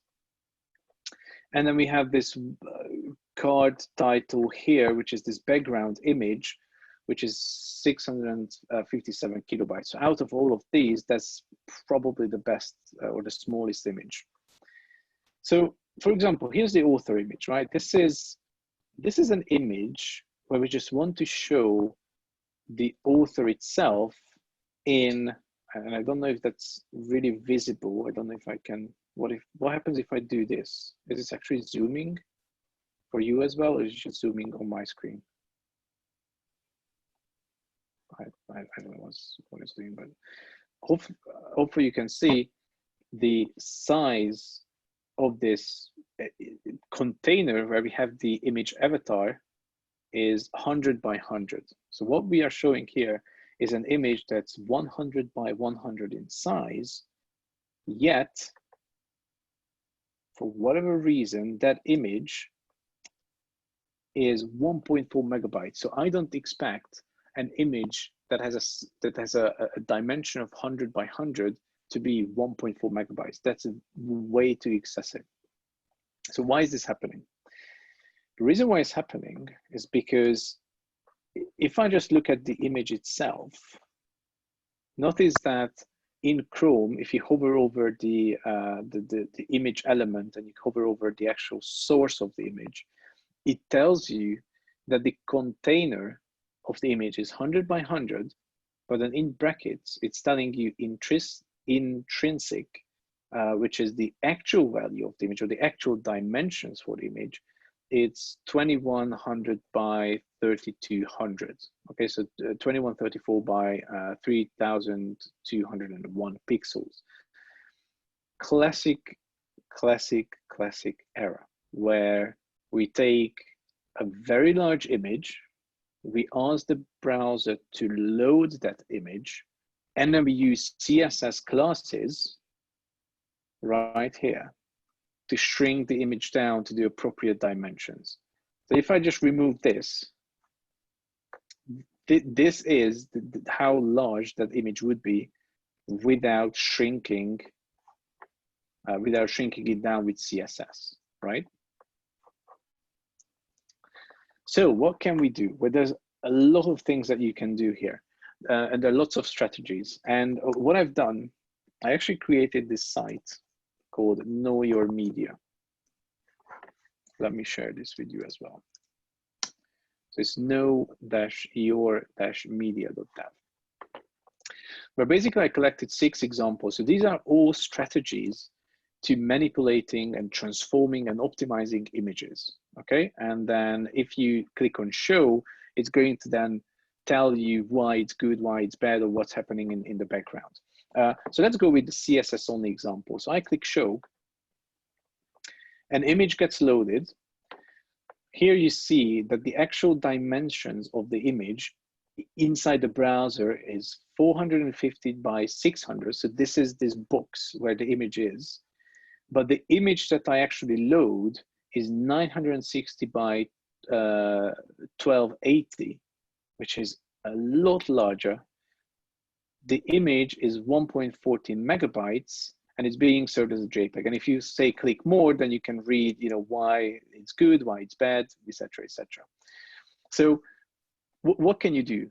You can actually, as opposed to using CSS, you have quite a few options to achieve image optimization. You can use tools like Image Optim. Image Optim is a tool that you can install on your computer. It's a FAT client. It's an actual executable application. And what it can do, it can actually optimize your image. So notice that it can't reduce the dimensions of the image because the dimension is still the same. It's much larger than the actual container, but the size went down to 124 kilobytes from 1 megabyte. So this is already better. There's a Node.js library called Sharp, and there's another Node.js library called GIMP. So you could, at build time of your application, create an image build process. And with Sharp, if you do click to learn more, then there's show me more. Oops, show me more. You can actually write some very basic JavaScript code where you can say, hey, Sharp, load this image, create a JPEG that has a quality of 75, resize that to width 600, and then write it back as a JPEG with this name. Okay, so you're going to end up having a resized, optimized file. So if I open the Sharp example, now the dimensions that are being shown match the image dimensions. The size got reduced incredibly. So remember, from 1.1 megabytes to 38 kilobytes, but I still get a warning because it's a JPEG. So why is this a warning? And I got the same for GIMP. Okay, different file size, but you can take a look at the GIMP example as well. Why can't I? There we go. Show me more. This is how you would do this in GIMP. Okay, different syntax, but ultimately it does pretty much the same. So why do I get a warning for JPEG? So this is where we need to discuss different image formats. So there are JPEGs, there's PNG, there's GIF, and there's WebP. These are the sort of most common image formats. There's TIFF, and there's some others, SVGs and other stuff. But on the web, predominantly, you will find JPEGs, PNGs, GIFs, and WebPs.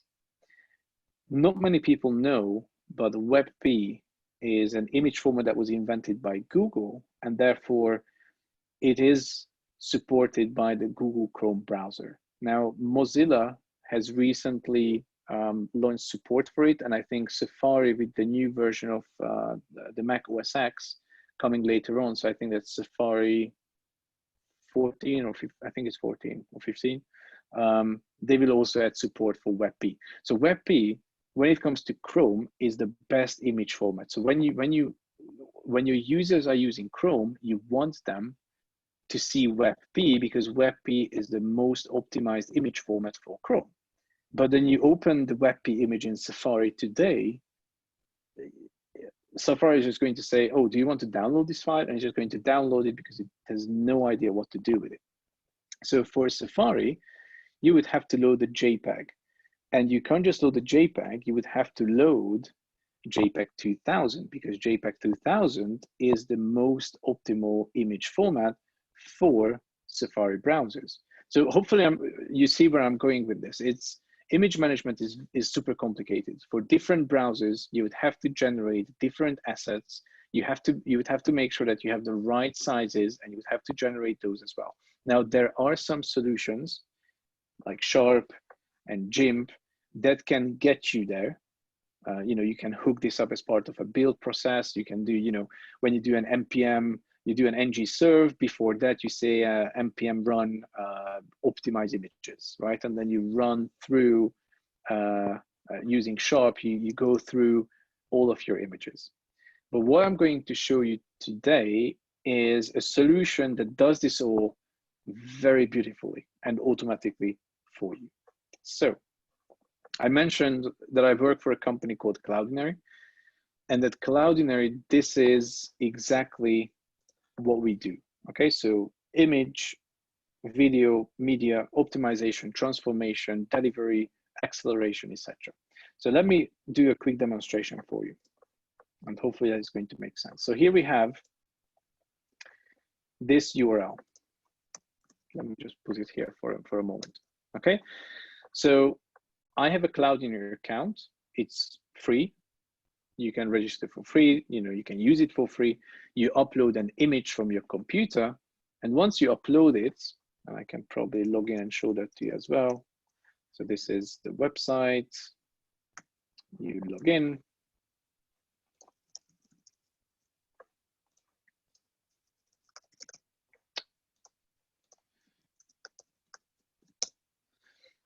And then you're going to have this thing called a media library. And this is where I have, folders for my images and all the other images that I have stored here. And somewhere here, there's an image of this woman. I think it's towards the bottom somewhere. Where is that image? Anyway, it's somewhere in my library. Okay, so I uploaded it from, here it is, right? A woman. This is a JPEG. I can open this. I can actually manipulate the image. I can analyze the image. I'm finding a face. I can take a look at metadata. There's a lot that I can do, but I'm not going to spend time here, because what I want to show you is that once you upload an image to your media library, you can access it via a URL. So we are a cloud-based service, so you get a URL to access this. This URL has multiple parts. So this is, the Cloudinary CDN. This is my account name, image upload, and then the name of the file. So let's load this image now in the browser. If I take a look at the network tab, this image is a 583 kilobyte image. And it is, of course, a JPEG, okay? Because that's what you see in the extension. Now, let me change this URL. What I'm going to do, I'm going to add f_auto to the URL. So f_auto is short for automatic formatting. And believe it or not, what's going to happen is that Cloudinary is going to take a look at the requesting client. And if it's going to be a Chrome browser, it is going to render on the server side. So this is happening at our server. It's going to render a WebP and deliver that WebP for Chrome. But if someone is requesting this image from Safari, it's going to render a JPEG 2000. If someone is going to ask this image from a Firefox, it is going to render a JPEG. Okay, so f_auto is automatic formatting. And let's now test this. And what I want you to do is remember this. 583 kilobytes for the original image. So I'm going to add the URL with f_auto. Here it is. We went down to just 49 kilobytes. And if I look at the headers, the content type is image WebP, because I'm in Chrome. Now I take the same URL, open this in Safari, this is Safari. Open the network panel in Safari. reload, find the image. It's 46 kilobytes here. And if I look at the headers, the content type is image JP2, which is JPEG 2000, which is, as I said, the most optimal image format for Safari. And I didn't have to, generate a new image. I didn't have to do this at build time. This happened automatically. But let's not stop here. Let's do a comma and do QAuto. QAuto is short for automatic quality. Most of the time, every image that you see, the original images would contain a lot of additional pixels that are not detectable for the human eye. So QAuto is going to first of all take a look at the image, and is going to figure out how complex that image is, and based on that complexity is going to make an automatic judgment call to reduce the quality of the image without affecting the human eye. So it's going to reduce the quality, but you are not going to see that change. And it does that based on the actual content on every single image. So if I now load this, so where are we? So we went from 583 to 49. Now look at the image. This is the quality of the image, okay? It's okay. Okay, after QAuto, exactly the same quality. I can't tell any difference. Yet, we went down to 32 kilobytes. So let me pause because there are some questions in there. Sandra, if I have a website that works with a CMS, that is, I get the image from there, what can I do to optimize it? Good question. Let me answer that in just a second. Anderson, is it good to show the images with blob? Oh, you mean the data URI thing? No. Just, yes, it seems like it. Okay, no, don't. No, don't. Purely because for very teeny tiny images, yes. For large images, it's going to be hundreds of lines of code. You don't want that code in your HTML.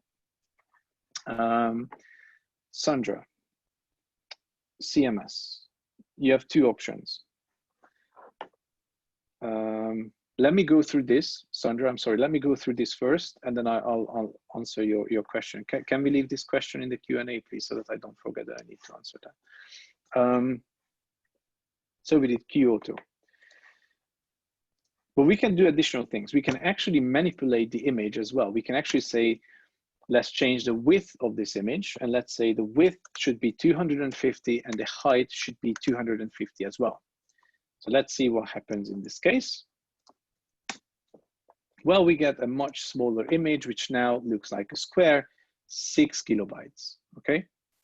I'm not modifying the image with CSS. That's the point. I'm modifying the image on the server side, and what gets sent to the browser is a tiny image. But let me blow your mind with this one.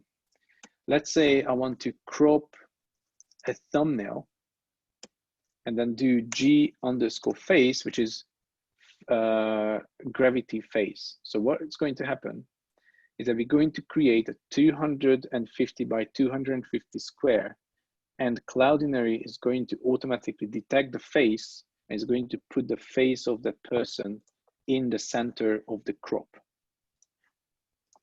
And if I do that, here we have a wonderful profile image, which is 6.4 kilobytes in size, plus I could do radius_max, and now I have a circle profile image. And this is now, you know, if I just replace this with my image, is that going to do the same with me, even though the original image looks like this? So it doesn't matter what image you put in there, it's always going to do the same. And the overall size is 7.7 kilobytes, okay? So we have went down to from 500 and something to 7. And now hopefully you understand what we're going to do here, not here, but here, because this is an image that we load, which is 2000 pixels, 1.1 megabytes, yet we just need 100 by 100 in pixels. So what I've done ahead of time is I have actually uploaded this image to my media library.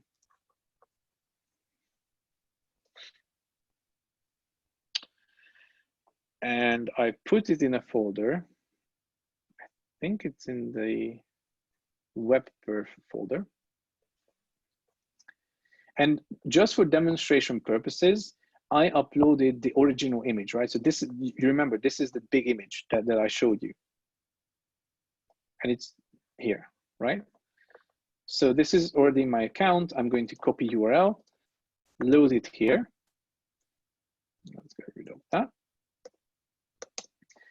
And you see, this is the 1.4 megabyte image that we talked about, right? This is what I use in my app, and I shrink it down with CSS.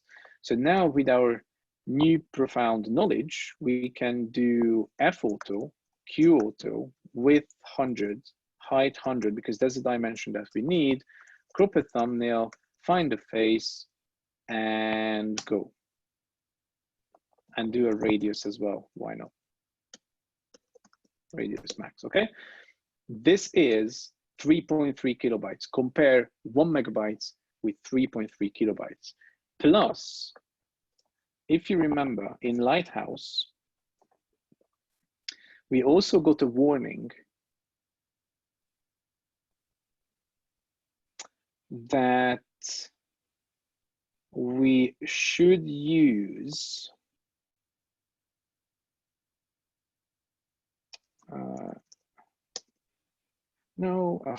anyway, there's a message somewhere in here that says use something like next generation image formats or use proper image formats. And what Chrome is trying to refer to is you're in Chrome, you should probably use WebP or you know, not a JPEG, and it should be here. Serve images in next gen formats. JPEG 2000, JPEG XR, WebP, etc., etc. So they say they're much better than JPEG, so try to use that. So with this, we're actually killing two birds with one stone. We are going to generate an image that is going to be very small, showing exactly what we want. Plus, because of F-auto, we are also going to generate a WebP. Okay, so let's do a test. Where is it? Articles component. So it's in our HTML, and you have two choices now. How did I do this? Yeah, so I went down the sort of easy route.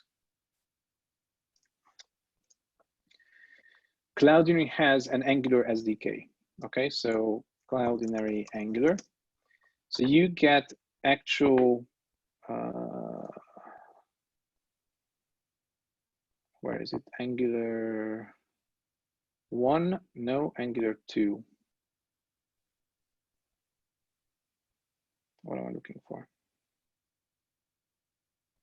Anyway, so we have an SDK where you can actually, where we expose components for you, like image, transformation, etc. So you can very easily, I don't know where the example is, you can very easily just, you know, use this SDK to generate the images that you want, or you can go down the route that I showed you, which is modifying the image source and just put in the URL of the image. If you install the SDK, it would look like something like this, cld-image, and then in here you would say transform, and then here you would say, you know, width equals 200, etc. Okay, so you could, and then this would generate this URL for you.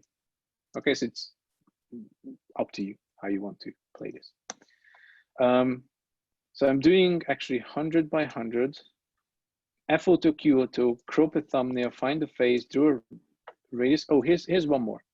DPR auto, that's device pixel ratio. Setting it to auto is going to mean that if you look at the image on a MacBook or on an iPhone or an iPad or on a screen that has, what is it? How do they call it, Apple? Oh, good, it's Friday. You know, the super good screens that Apple Retina. is making. Thank you, Retina. So if you look at the image using a retina screen or any screen that is sort of similar to retina, you're going to see twice amount of pixels. If you look at this image using just a plain old monitor, then you're going to see a simple amount of pixels. I actually added this example on Know Your Media as well. So if you open the Cloudinary example, you see that the pixels now match up, and also the image type matches with the browser. But I have this example that says show DPR, and what's going to happen is going to load twice amount of pixels because I am on a retina screen. So now the natural dimensions are bigger, but I am now benefiting from the fact that I'm using a retina screen. Okay, so let's just save this, go back to the article's component, the article itself. Click. And now I have this image here, right? So this image has already been optimized. So let's talk about the next thing here. Oh, I'm sorry, I forgot Sandra's question. What can you do if you have a CMS? So first of all, most CMSs have a Cloudinary plugin. So that's just a shameless plug right there. So most of the CMSs, be it a headless CMS or traditional CMS, would have a Cloudinary plugin.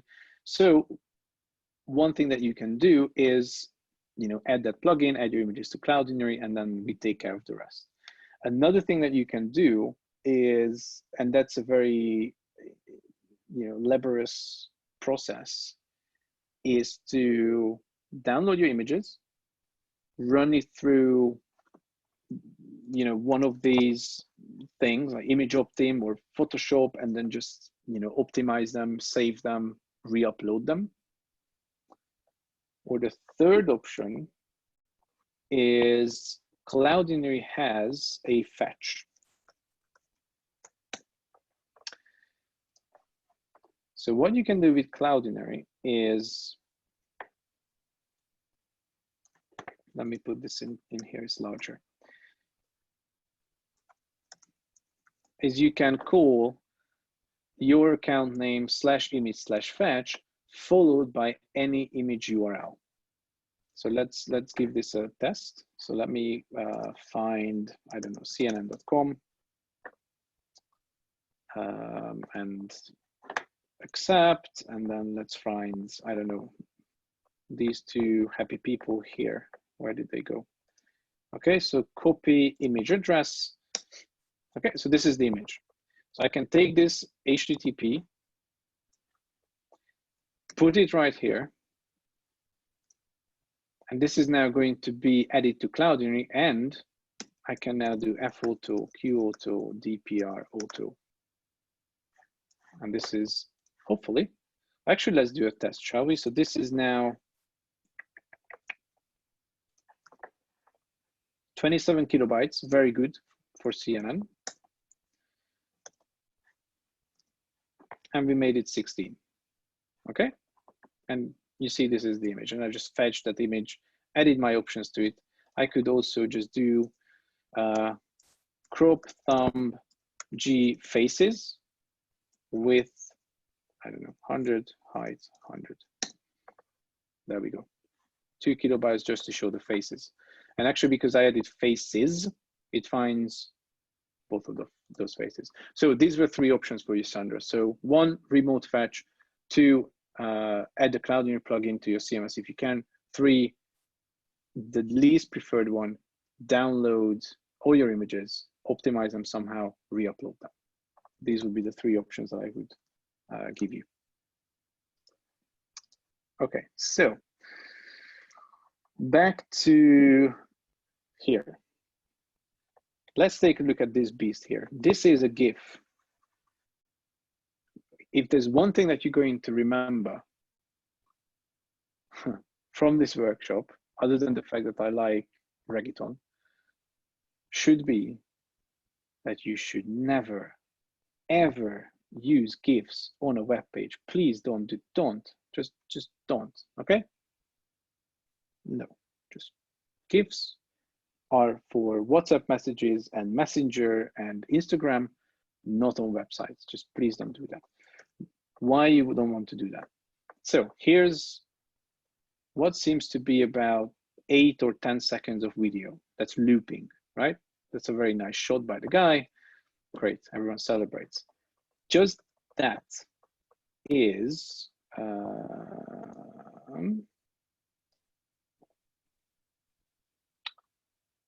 that's 18 megabytes right there that you're seeing. It looks good, but it's 18 megabytes. So don't ever, ever, ever, ever, ever put GIFs on a web page.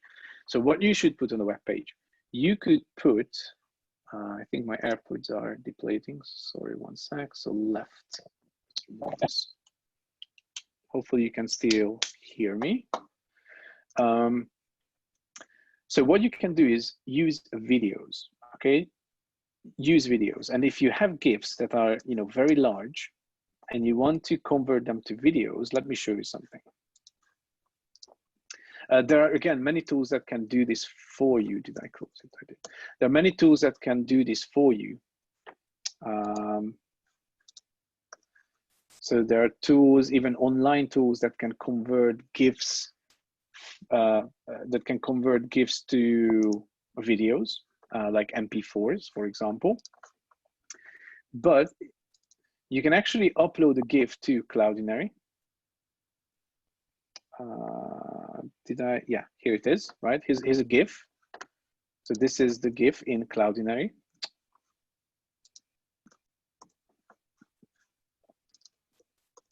Okay. You can see there's the access URL for it. This is how it looks like in the browser.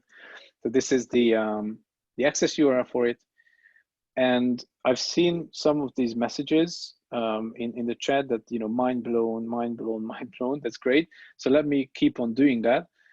How would you convert this to an MP4? Oh, Tamas, it can't be just changing the extension to MP4, can it? Yes, it can. So I just changed the extension and here's my video, okay?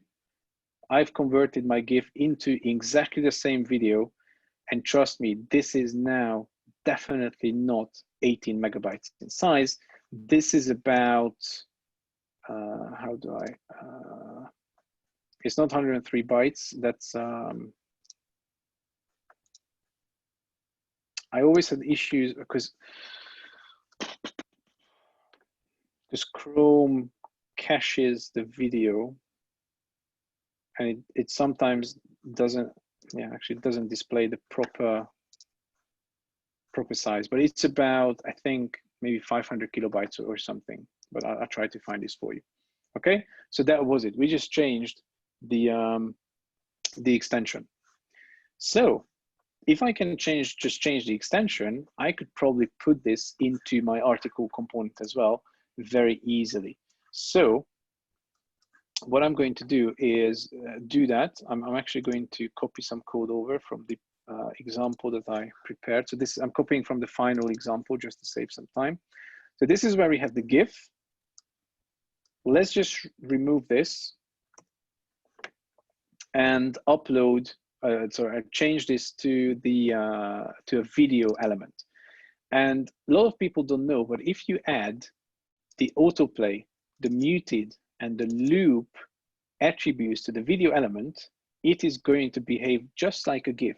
It's going to autoplay, it's going to be, you know, muted, it's not going to have sound, and it's going to be looping continuously. And to the source, I say, add this, you know, MP4 file. And also notice I'm using fauto here. Even with videos, you know, we talked about WebP, which was for, you know, it's a web picture. For videos, there's MP4, but there's also WebM, which is a web movie. Now, do I serve an MP4 or do I serve a WebM? Of course, Chrome supports WebM, MP4 is rest of the browsers. So adding fauto is going to allow me to, again, serve a WebM for Chrome, MP4 for the rest of them. Notice this little thing here. This is, I really like this addition. This is AC none, audio channel none. If I have a video element that I'm muting, right? It doesn't have sound, it's muted. Why would I store the audio channel as part of the MP4? So I don't know how much you know about videos, but a video consists of two channels, of an actual, you know, video channel or the image channel, and then the audio channel. So this is what you see, and this is what you hear. If I have, and this is, you know, part of the video itself. So if I have something muted, why would I need this? And with AC none, what Cloudinary does, it removes the audio channel and only keeps the video channel itself, which is again going to save you a couple of kilobytes because the audio channel takes up some space. So if I save this and come back here, there's no difference whatsoever between what you saw before and what you see now. It's looping, it's playing, but the size has considerably went down, right? So there's no GIF here anymore. There's just the play, come on, play, play, play, show controls, play. Just the video, which I really don't know why I can't find the size. Where is it?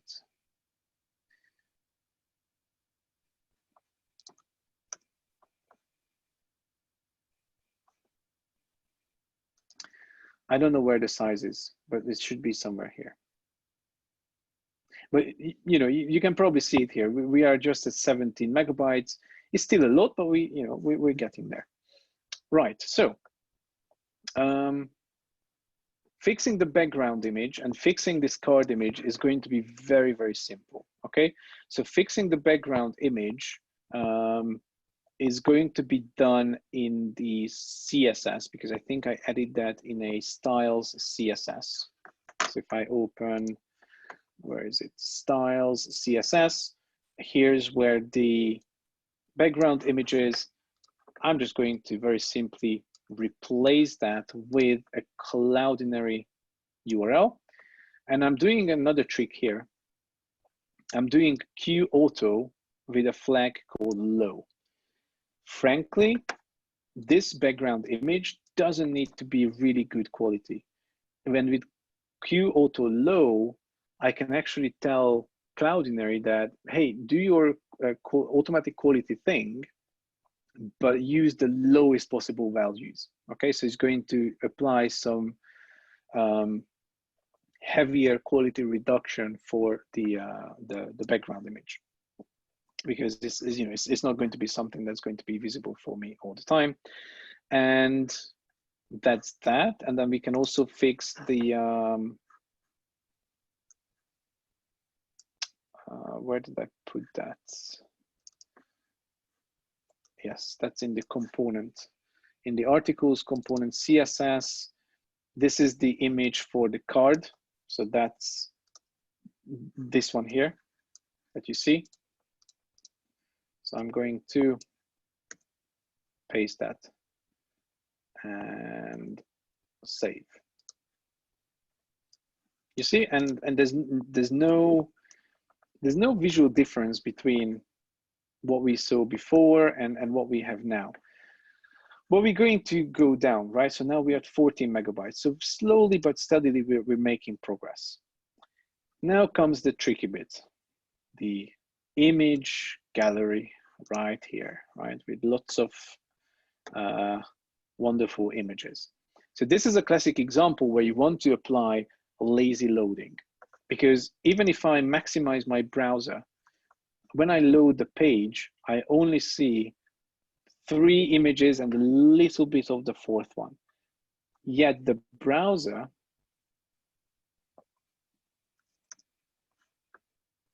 is loading all 7 of them. So these 7 images are 15 megabytes almost in size.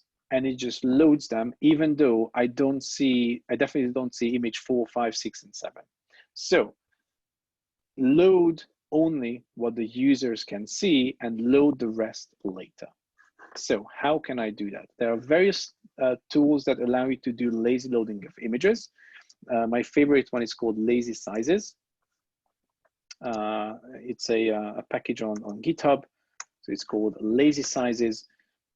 The reason why I like Lazy Sizes is because you can hook it up with any framework, with any CSS library, with anything. Okay, it's a framework agnostic package that allows you to enable lazy loading for your image assets. So that's something that I recommend that you check out. All you need to do is install it, import it, and then just add the class lazy load to any image that you want, and it's going to do lazy loading for you automatically. So this is one way, and I'm showing this to you because you can use this in Angular, React, Vue, just JavaScript, use it with Bootstrap, Angular material, whatever. And the solution that we're going to be using is going to be the Angular SDK from Cloudinary, because out of the box, that gives you lazy loading as well. So we're going to set that up in just a second, but I'm going to answer these three questions in the Q&A. So Raul, don't know if this is obvious or not, but what about SVGs? We can optimize them this way, or we need to follow another strategy. So SVGs are different. So SVGs are vector image, are those vector graphics? I haven't worked with SVGs a lot. Shame on me. But let's see, SVG files in Cloudinary, what do we do with them?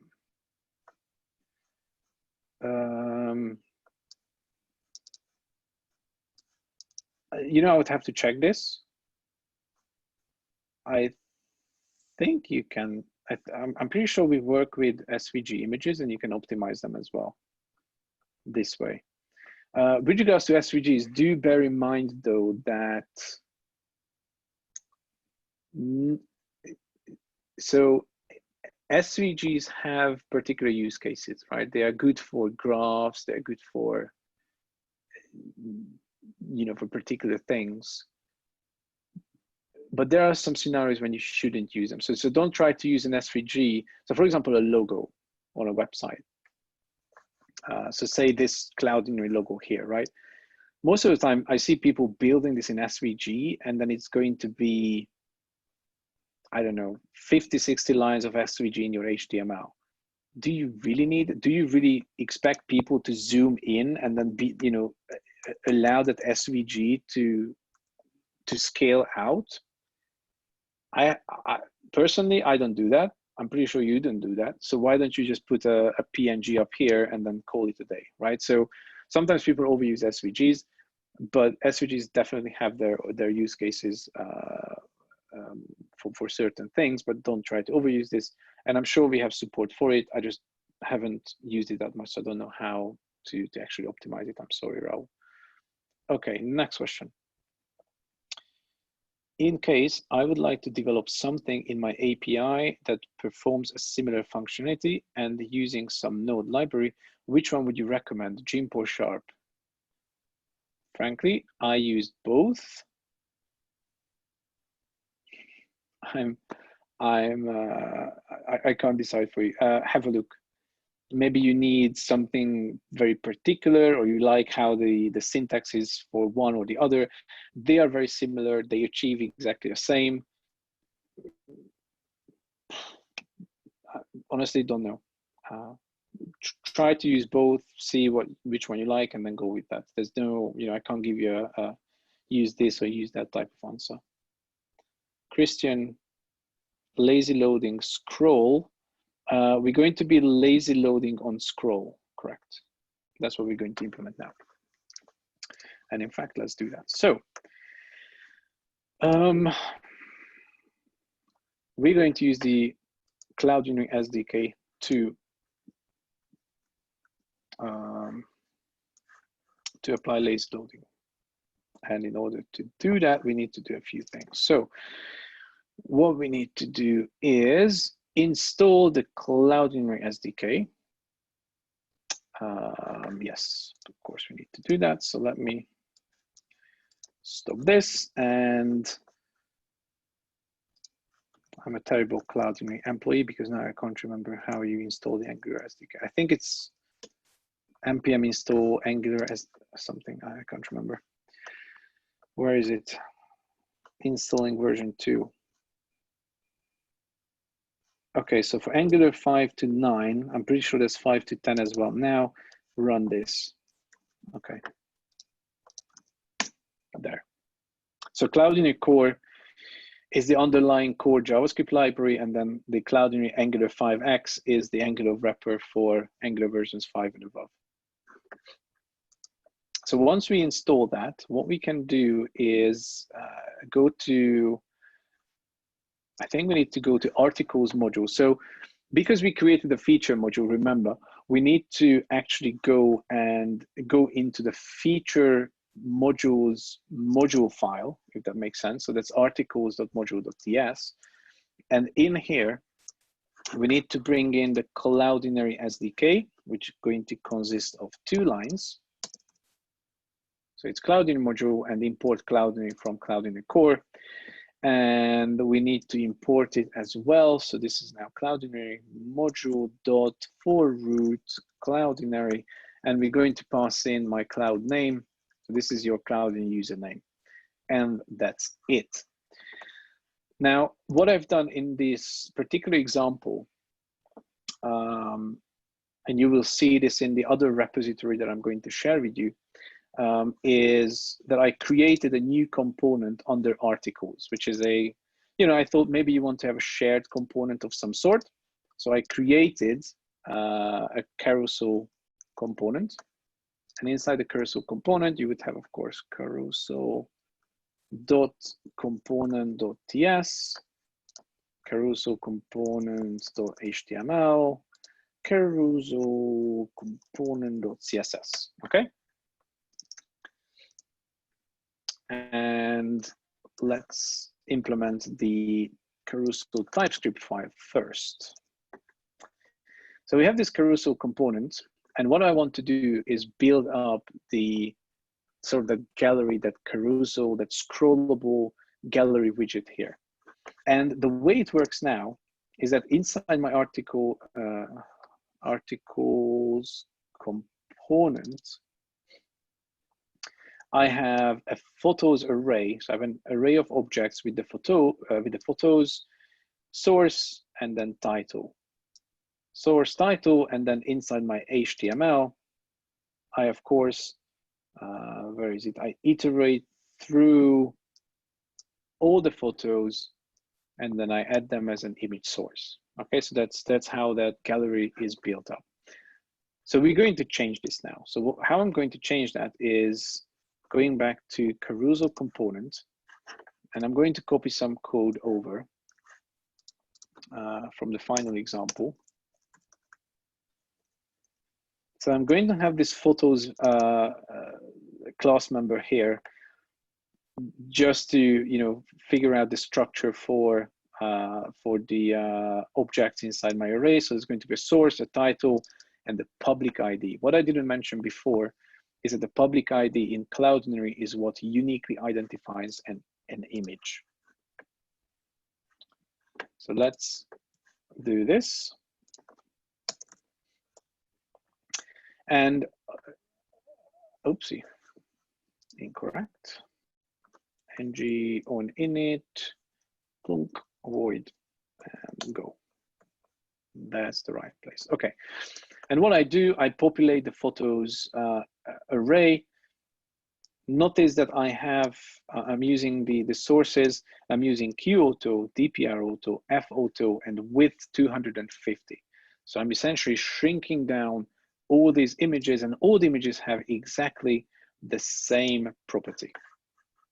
And now I can go back to my articles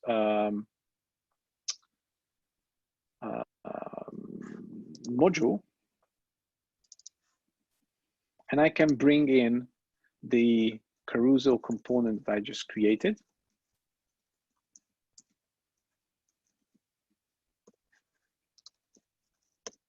And I need to declare it so that I can use it, right? Save this. And after this, I can go to my article HTML file or the template, remove this div. Come on. If I remove this and just add app carousel in here. Okay, so I'm just adding that shared component to articles. And let's see what's going to happen.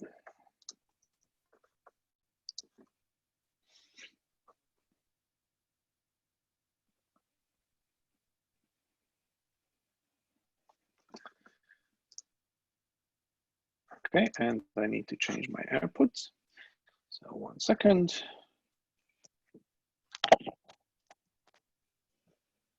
And hopefully, can you still hear me? Yes, we can. Perfect, thank you. Okay, so compiled successfully. There are warnings. So these warnings are related to the well, we're going to fix this. Don't worry. It's the Clouding SDK that has a warning. So let's refresh.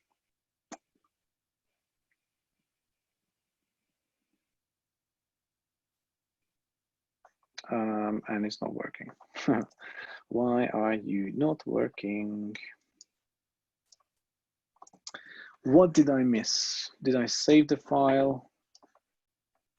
Yes, I did. App carousel, is that the right name?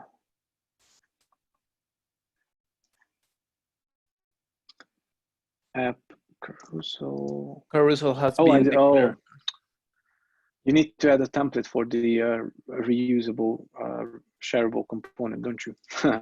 That helps, of course. So I'm going to add the divs. So don't worry about this. That's just, you know, styles and other things. What's going to matter is what we're going to write in line number 5. So we installed the Clouding SDK. So we now somehow need to display those images again, right? And I said that the Clouding SDK exposes this component to us, which is called CL image, Clouding image. And we need to pass in a few properties for this. Public ID is one of them. So that's the unique identifier for the image. And remember, we have stored that in here. So I can just access public ID. Oh, and I'm iterating through the photos. Of course, you're using ng4, and I can just access the photo.public ID. I'm going to add the class to it so that I prepared some, you know, classes. These are just simple CSS classes, which I'm going to copy over as well, just to display that sort of gallery view. Okay, so it's, you know, 60 some lines of CSS. Once we do that, we can now add the, you know, the Cloudinary URL options. So fetch format equals auto. So this is going to render WebP, JPEG 2000, etc. Quality equals auto is going to generate automatic quality. Width 250 is going to be width 250. DPR auto, device pixel ratio for retina displays. Let's do, what is it? Loading lazy, the most obvious one, right? So we want to do lazy loading for our images. So let's save.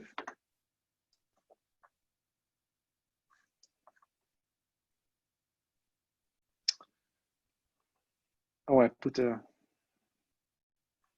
space somewhere. That's probably in my module, in the feature module. Yeah, I put a space after my cloud name, which I don't need. Okay. So let's see the functionality. There we go. We have the images. This is perfect. Now, first of all, notice that these images have different dimensions. Now, the reason why they appeared in the same dimension before is because I shrink them with CSS, but now it's no longer applicable because now Cloudinary is doing the sort of transformation. But how can we make this better? How can we make it so that these images appear the same? So width 250 is here, but then of course the height of the images are different. So we can apply a very interesting strategy here. Again, enabled to us by the Cloudinary SDK. We can do something like crop. So I want to crop these images, and I want to crop them with fill_pad, and you will see what this does in just a second, and say background is auto. So let's see if something changes. Yes, it does, because it breaks, because I missed one property, gravity auto. So gravity, remember, we used it with face to find the face of a person. Auto is actually going to automatically find the most important, the most exciting bit of the image itself. Okay, so refresh. Oh, and I need a height. Actually, no, what am I doing?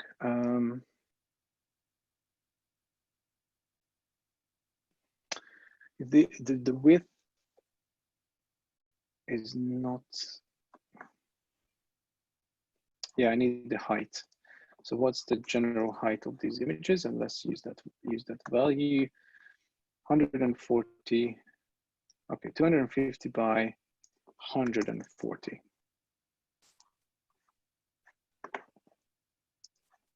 There we go. So now we have consistent images. And what I want you to notice is that the image that would be proportionately outside of the crop gets a little padding with the most dominant color, which again, Cloudinary picks up. Okay, so this image got that, this one didn't need it, this one didn't need it either, this one needed it, so it's there. This one doesn't, this one needed it as well, and it made it blue. This one needed it, made it brownish, etc. So basically we have a nice little gallery with consistent images that have been optimized. And now let's check lazy loading. So if I go to network, these images are called VP-something, right? Let's click on images. Let's do a refresh and look at this. 4 images get loaded. Only 4 images are loaded when I'm loading this page. If I now move to see the rest of the images, 5 gets loaded, 6 gets loaded, 7 gets loaded, 8, or maybe that's a 7th one, sorry, there's 7, get loaded. And because of all the optimizations that we put in place, 7 images, remember this was like 15 megabytes, they are now 76 kilobytes. So let's run through Lighthouse again with all these optimizations in place.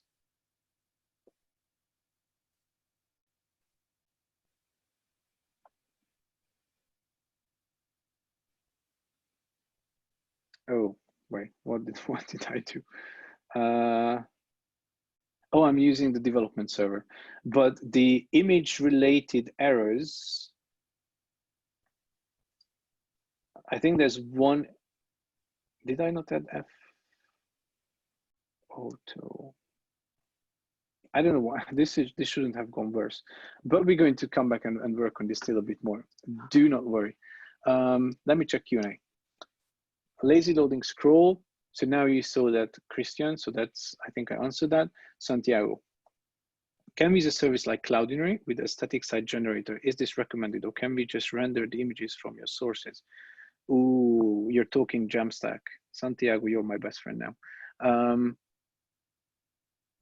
So I'm a very big advocate of Jamstack and static site generators, and I'm advocating Cloudinary with static site generators.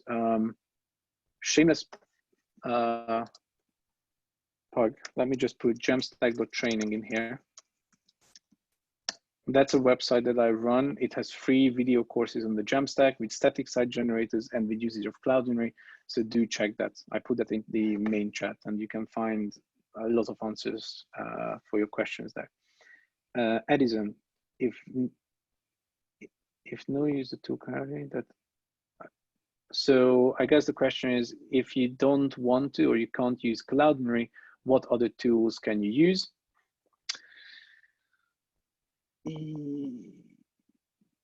So for lazy loading or for optimization, but I'm going to answer both. So for optimization, you can use Sharp, GIMP, Photoshop, ImageOptim, any tool. For lazy loading, I mentioned this thing called lazy sizes. Let me put this in the chat as well. Lazy sizes is a JavaScript library that you can plug into any framework, and it works, and it applies lazy loading for you. So that's the one that you can use.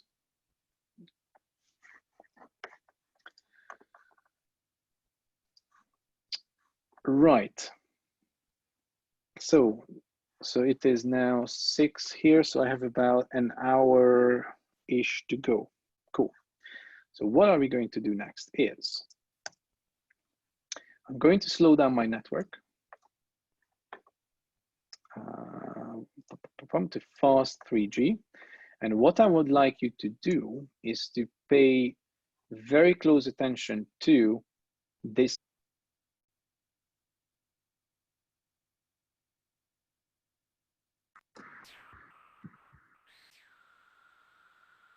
My microphone disconnected. And I would especially like you to concentrate on the font face, okay? So slow network, refresh.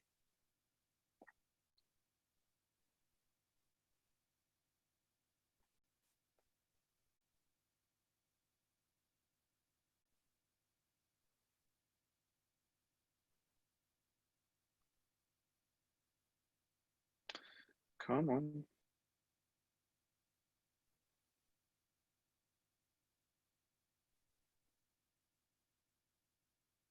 Okay, so I don't know if you noticed it, but let me slow this down even more. It's going to take some more time, but it's going to be more visible to see what's happening.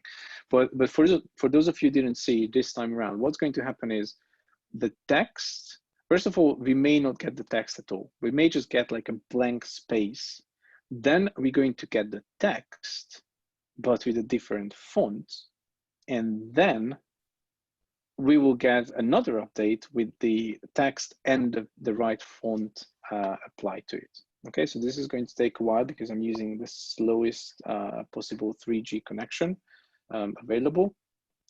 So this is going to take probably like a good 30 seconds or so. And I'm just going to quickly mute myself and drink. So 1 second.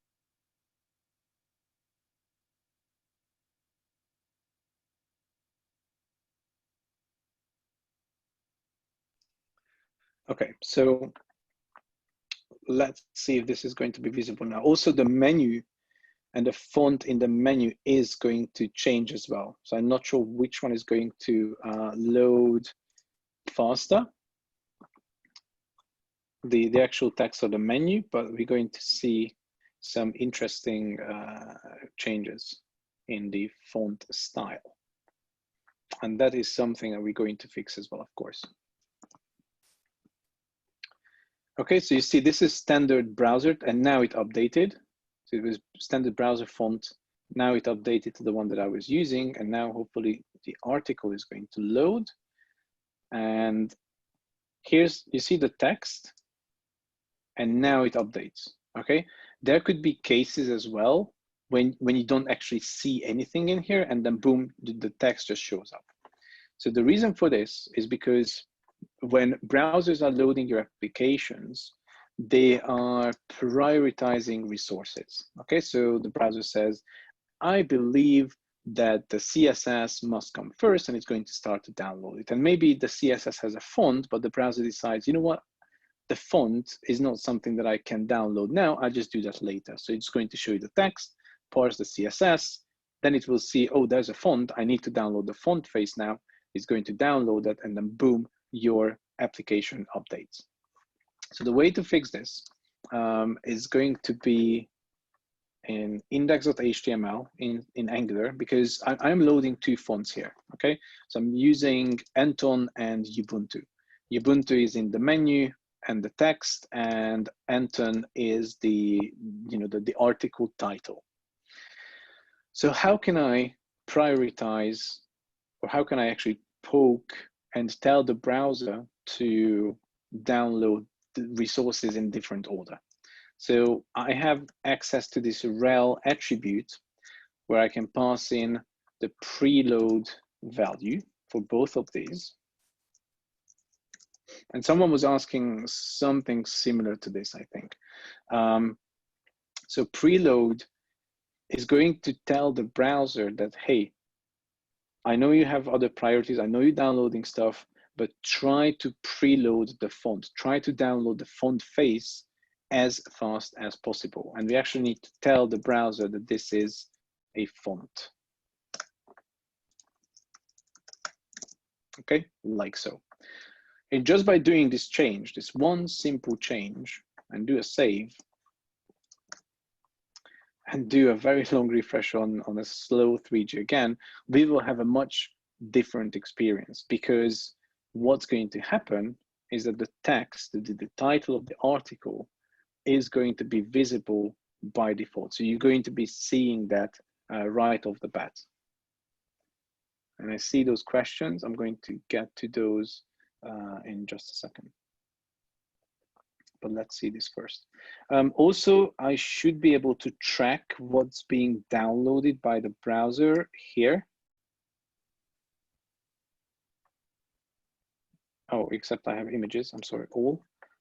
So you see, after the actual article, it downloaded the fonts straight away. Whereas before, and I forgot to show that, I'm so sorry, but before, other resources were downloaded ahead of fonts. And that's why you had that sort of lag between showing the text with the right font. So now, come on, article.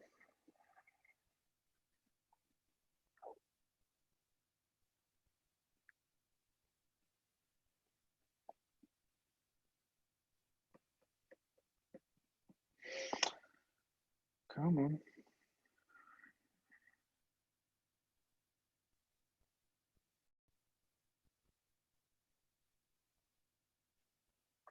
Okay, so you see the menu text, font style or font face didn't change. The right one popped up.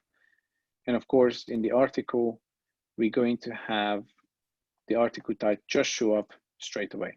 Okay, there's no additional fonts or text loading happening here at all. Okay, Q&A panel. Brian, ¿cómo se pueden mejorar las métricas de performance, the first contentful paint, time to interactive, first input delay, speed index, etc., and Angular? Okay, how can you do that? So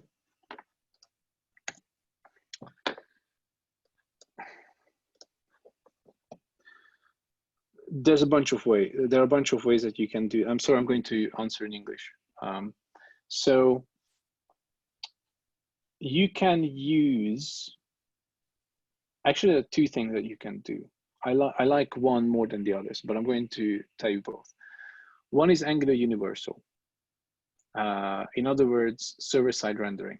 So every time when you want to improve the time to interact, actually it's going to improve the first contentful paint and your speed index, not necessarily the time to interactive. So Angular has Angular Universal, right, which is server-side rendering. In other words, what that means is, as opposed to Angular, so when you request a page, so when I request the about page, Angular is using the browser to parse the template to execute the JavaScript and then display this page to me. With Angular Universal, they do server-side rendering, which means when I request the about page, the server is going to generate the HTML for me and is going to send it to the browser. So the browser is not going to be doing a lot of execution. So this helps with some of those metrics, because when I click on this page, a server works much faster than the client would. The server is more reliable than the client. The server is, has a potentially better internet connection than the client. So it just serves up the HTML, boom, and it's going to be right there in front of me. The other thing that you can use, actually 3 things you can use. I just thought of another one. So that was the first one. Second thing that you can use is, again, depending on your use case and depending on what you want to do, is Scully. Scully is the Angular static site generator. Okay, so I tested it, I tried it, I work with it, I really like it. It actually generates you HTML pages that work with JavaScript disabled in your browser. You still get all your pages without JavaScript running in the browser, which is really, really good. So if you use that, by default, Scully is going to pre-render HTML pages for you for every single route that you have in your application. And therefore, the browser is just going to load static HTML pages for you. So by default, that's going to be fast. Option number 3 is service workers. That's going to help, not for the first time, but for the second time, right? So with service workers, you can enable things like offline features, etc. But with service workers, you can basically tell the browser what content to cache, and then you can have strategies to serve up that content. So you can tell the browser, if someone is requesting this page and the page did not change, then it's just going to return the entire content of the page from the browser cache, from the service worker cache, I should say. It's not the browser cache, the service worker cache, right? In that case, again, the page is just going to show up as snap. It's going to be very, very fast for you. But you have to remember that for the first time visitor, the service worker needs to take a look at the site. It needs to take a look at the assets, and it needs to download those assets. So it's after the second load, after the first load, when the user loads the page for the second time, that's when you will have the benefits of first Contentful Paint and others. Juan Berrio, component lazy load supports async await. I'm not sure if I understand that question. So lazy loading. So do you mean lazy loading of the component or lazy loading of the image? Because lazy loading of the images has nothing to do with async await. So that's why I'm not sure if I understand it. Could you clarify that for me, please? And then I'll get back to you. Okay. What was I talking about before this? Image gallery, we've done that. The font face was the last one. Font face, thank you. I've done that. Sorry, I just 2 seconds to think about this. Let's see here. Home article, just by the fonts.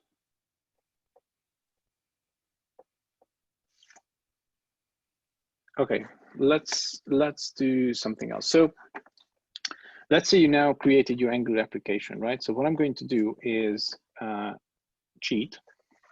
I'm going to close this thing, not saving anything. I'm going to bring over my other editor. And this is the final application, right? So as I said, I'm going to give you access to this as well. This is it has a separate repository.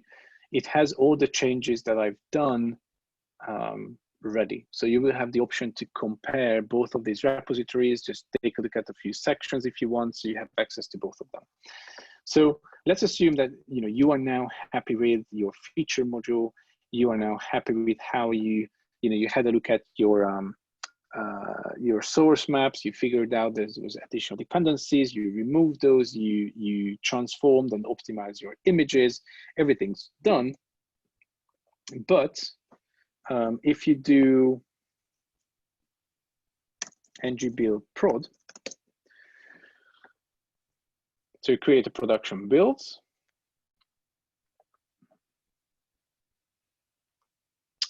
you can, okay, while this is building, I see a question in Q&A. Edison Rojas, can we build bundle size? Can we create bundle sizes that are smaller for mobile?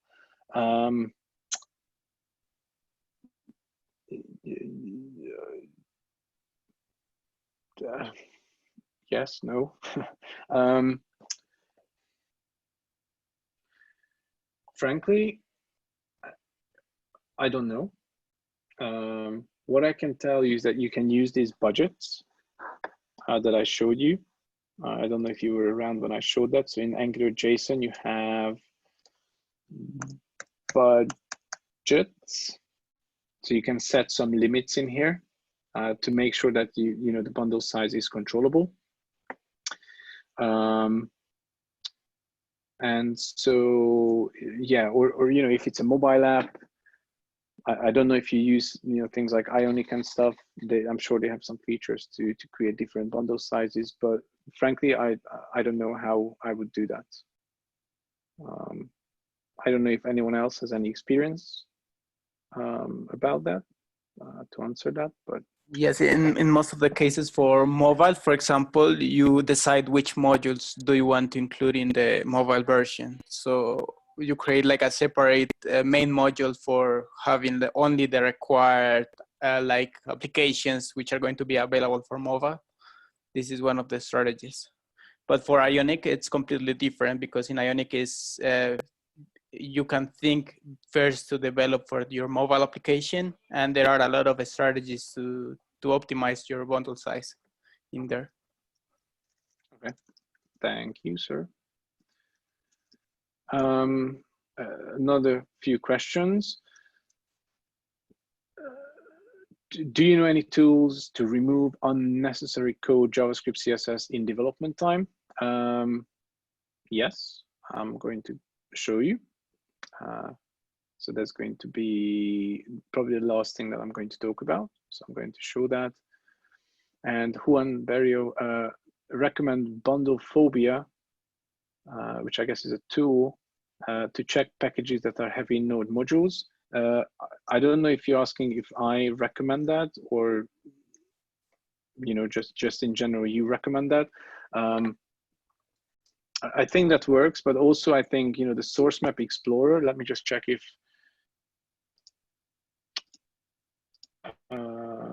I think source map explorer does that as well, but maybe I'm wrong. Let's check that real quick here. So let me enable it here. So source map true, named chunks true. Let me do a new production build, and then let's see if I can see node module dependencies in here.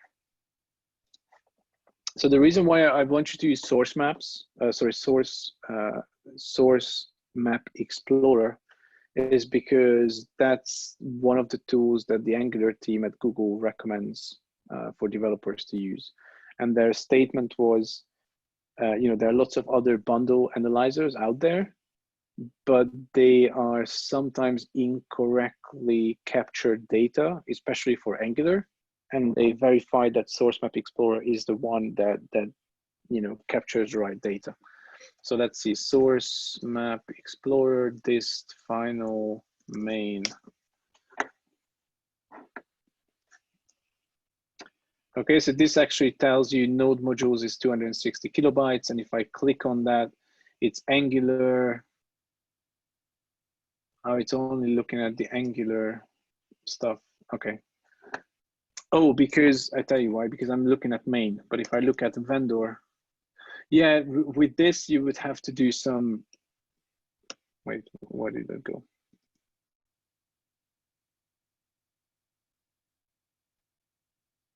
Was scripts? I thought I had a vendor file in here.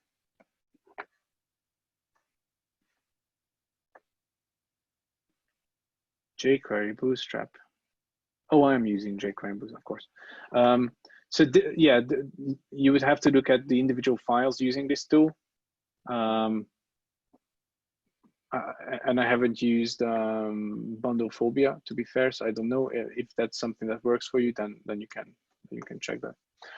Duban Andres, is there a way to?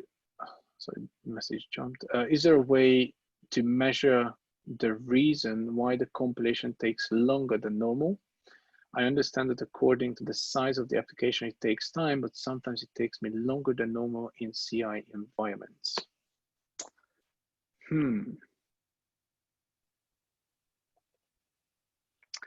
I will go with a solid, I don't know.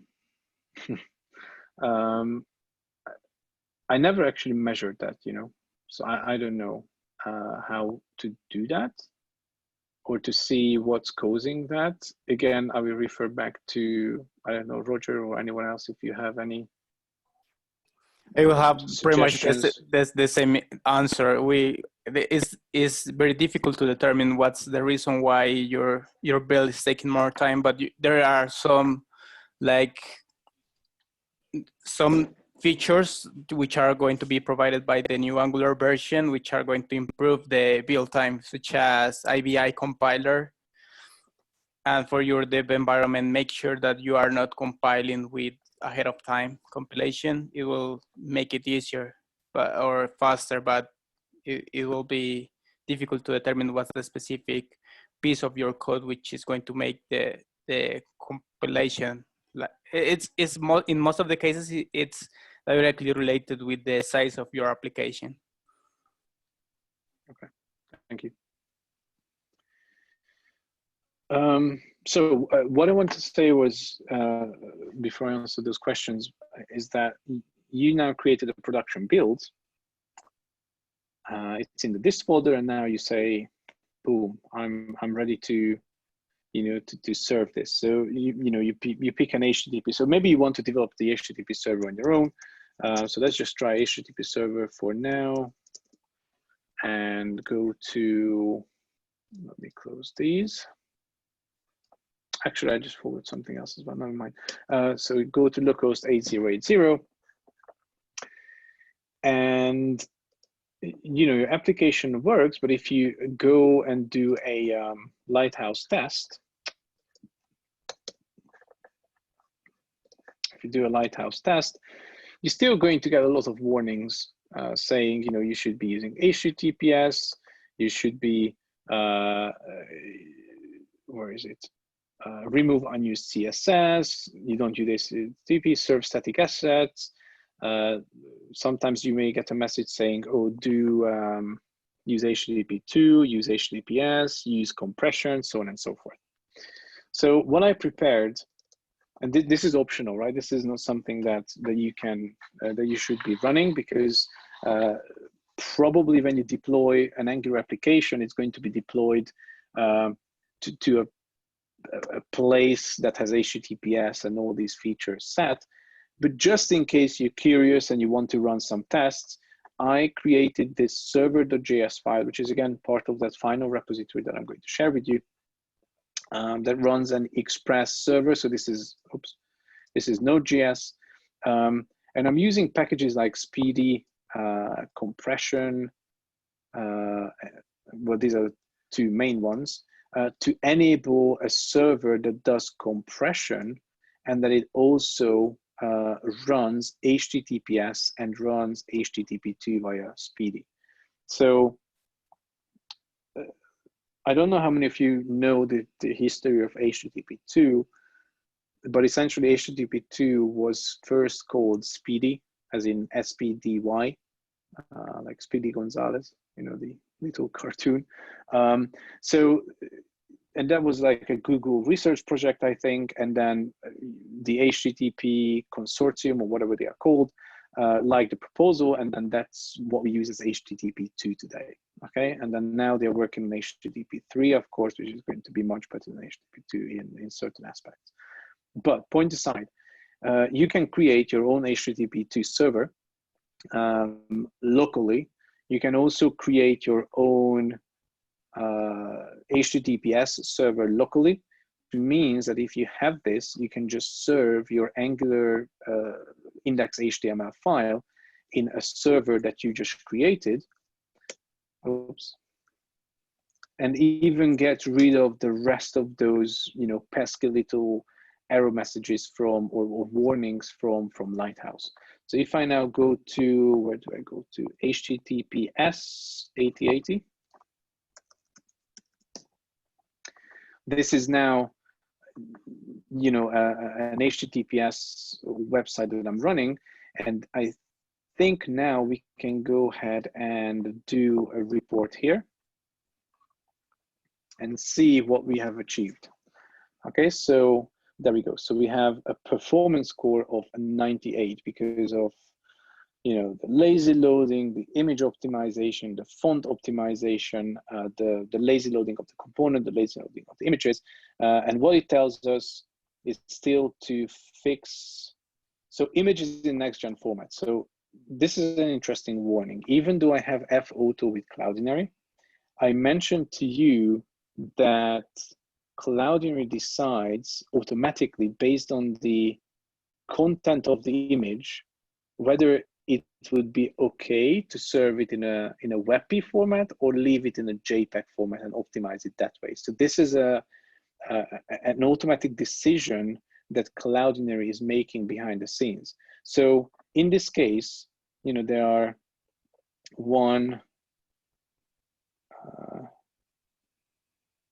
actually, you know what? I'm just being silly here. I didn't add that, did I? Fetch, why is it not adding B auto, C fill, add DPR auto, G auto, Q100, V 2000. Wait, what am I doing?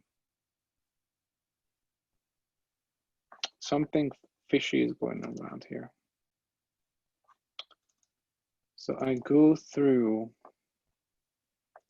fetch format. Maybe I'm, because it's supposed to generate WebP, and what it's telling me that it's not actually, I didn't take that parameter.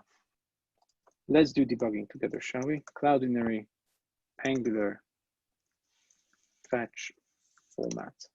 Maybe fetch format is the React way of doing it. I'm confused now. Angular SDK.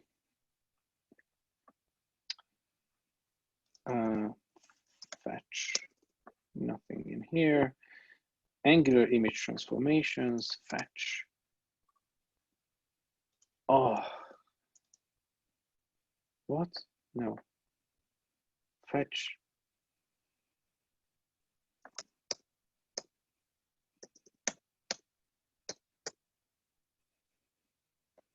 Aha, fetch dash format. That's the, so this is how you do it in React. That's an extra that I'm giving you for free. And fetch format is how you do it in Angular. So let's do this again. Build a production, and then these errors will go away as well. That's going to be going away as well. There's a couple of lines of unused JavaScript, which savings of 156 kilobytes. I'm going to show that to you as well, how to do that, and everything else is fine. Best practice is display images with inappropriate sizes.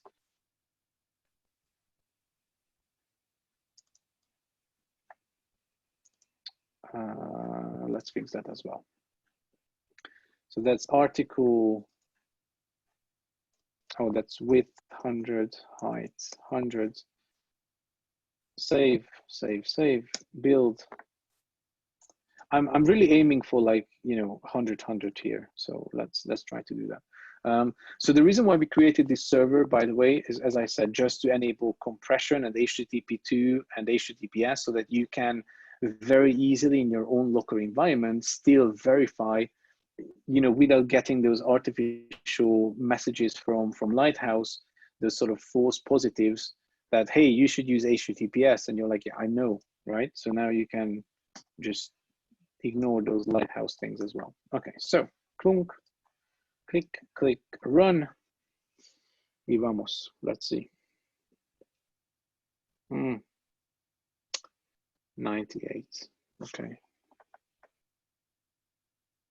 Just because we have unused JavaScript. Okay, so let's actually remove unused JavaScript and best practice. Why is it telling me displayed size, actual size, expected size? Why is it expecting this to be 300 by 300? Good question. That's Lighthouse for you. So removing unused stuff. Someone asked that question as well, and I said I'm going to get back to you. So now is the time. Let me just ask this question. Read this question as well. I can help you with bundle phobia. It is an excellent tool to check the libraries we use and verify that other libraries have similar or almost the same functionalities and the sizes that each one occupies to take into account in the bundle. Okay, thank you. So yeah, so check out bundle phobia. I'll write it up as well for myself. Bundle phobia, and then see what it can do. So thank you for that suggestion. So this is how it looks like. And yep, that's the one. I don't know, Cloud and Core.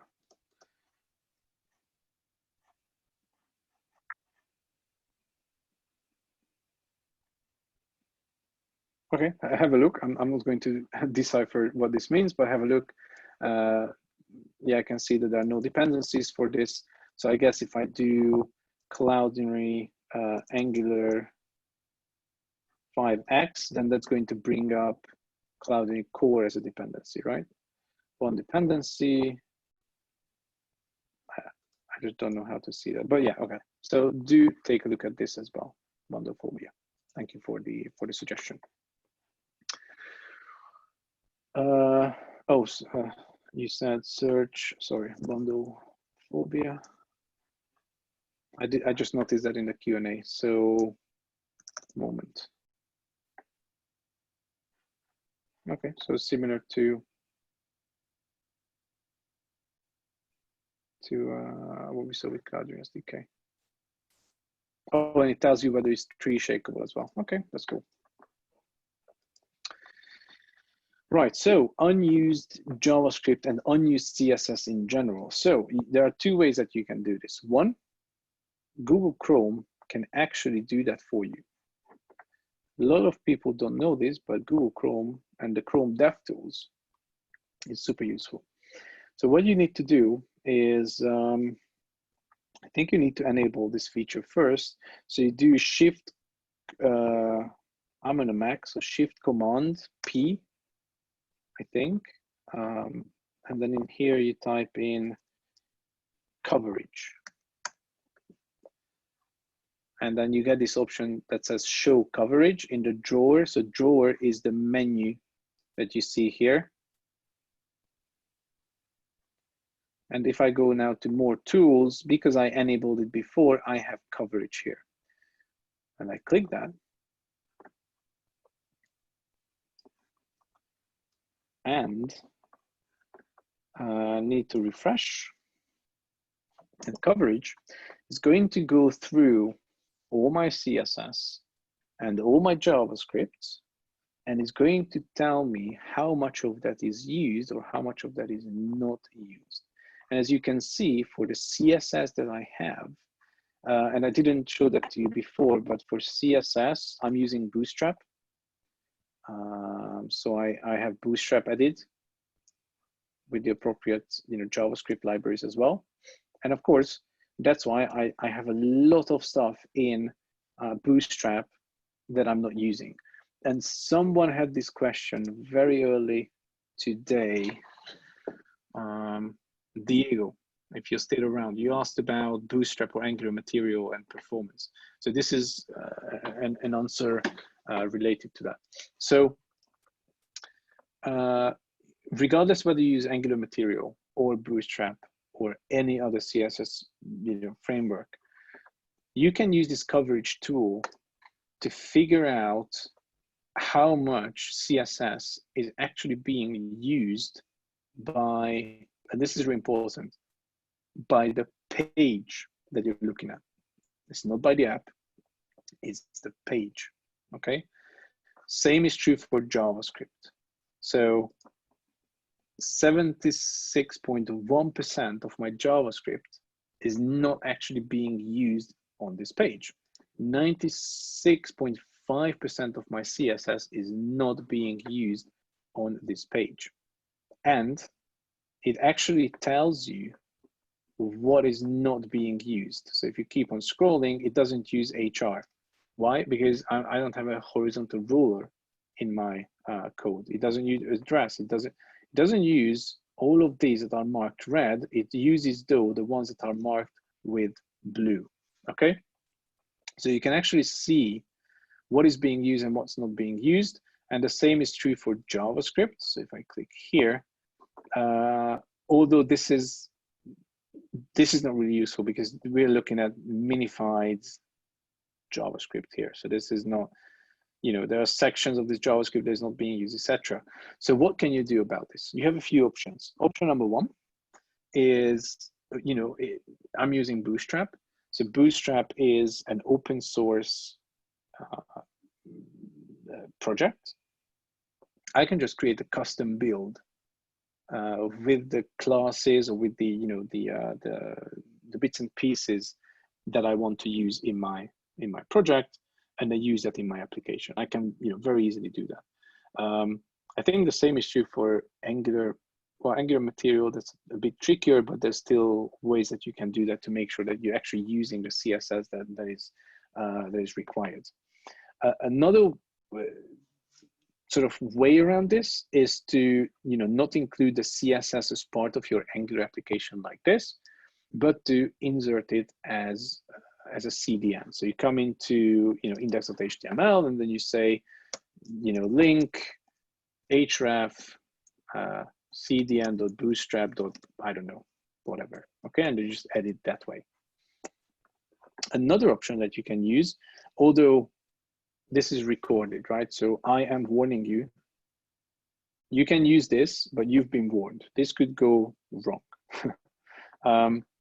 There's a tool. Where is it from the repository?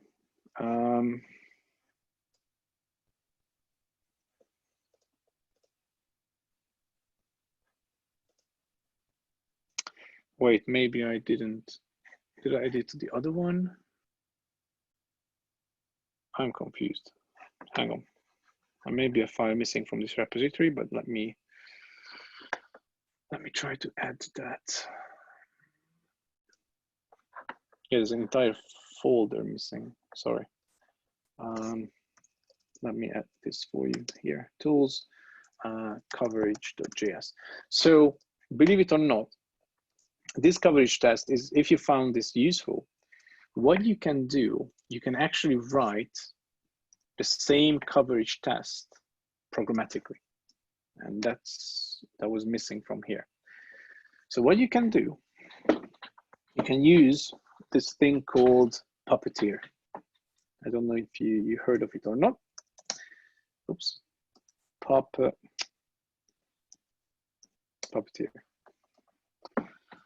It has a very nice sounding description. Tiene una restricción muy chévere que es. Sorry, I heard a Spanish translation. Yeah, me too. Let me check the configuration here. Sure.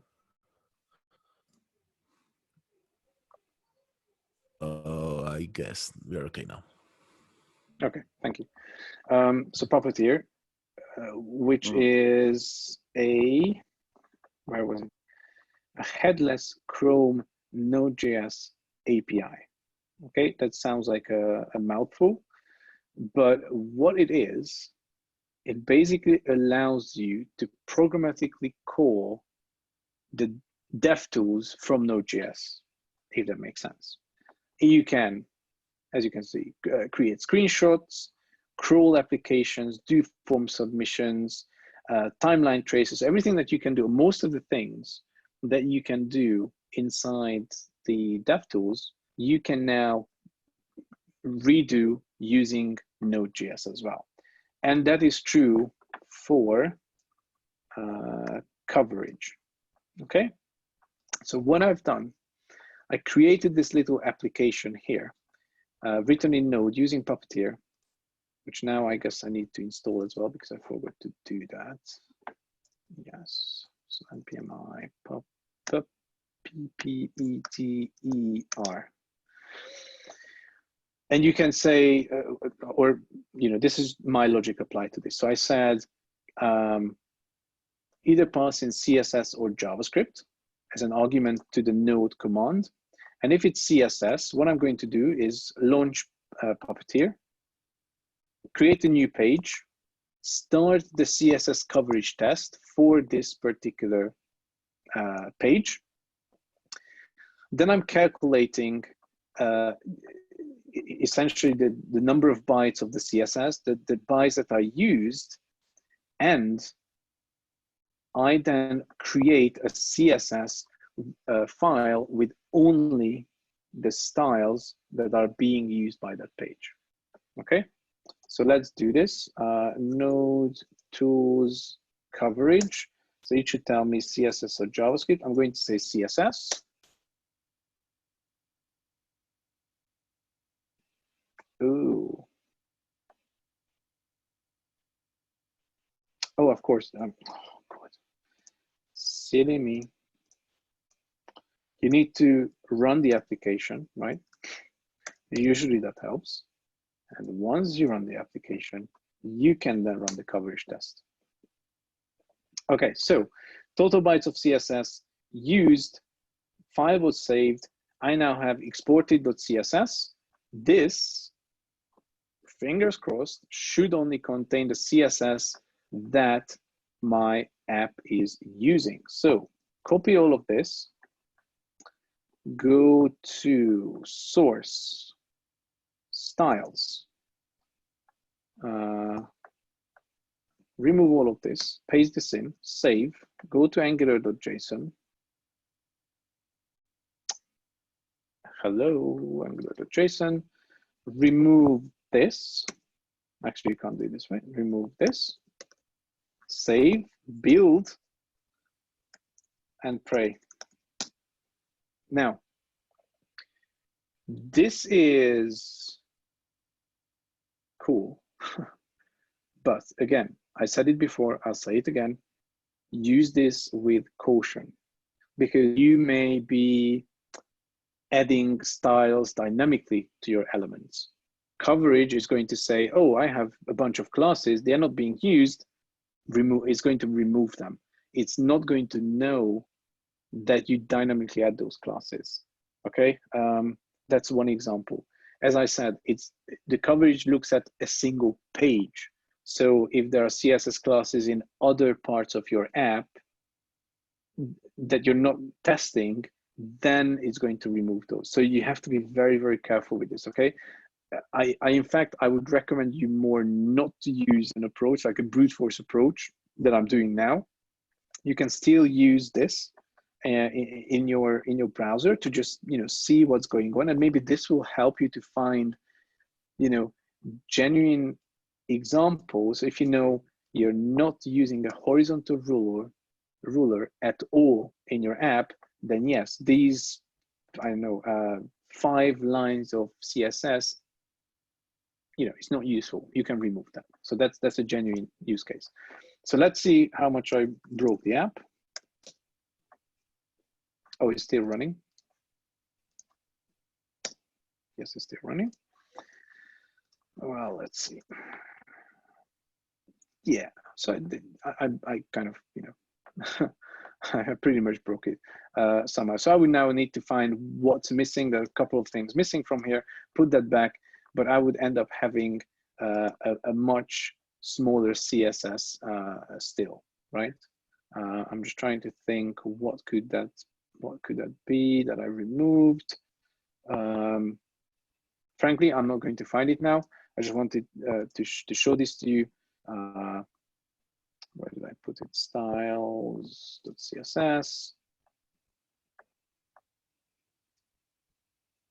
Maybe if I leave it like this, that will work. Let's just do an ng-serve. I'm just guessing here, but hopefully you see why this is kind of useful yet dangerous. Okay, so use this with extra caution. And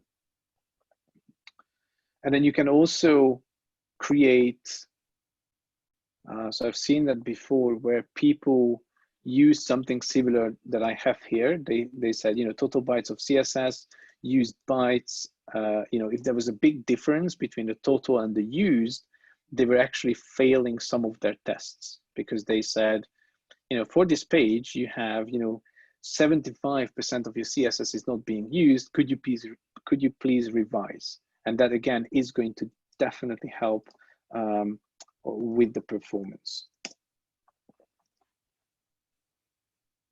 Oh, HTTP.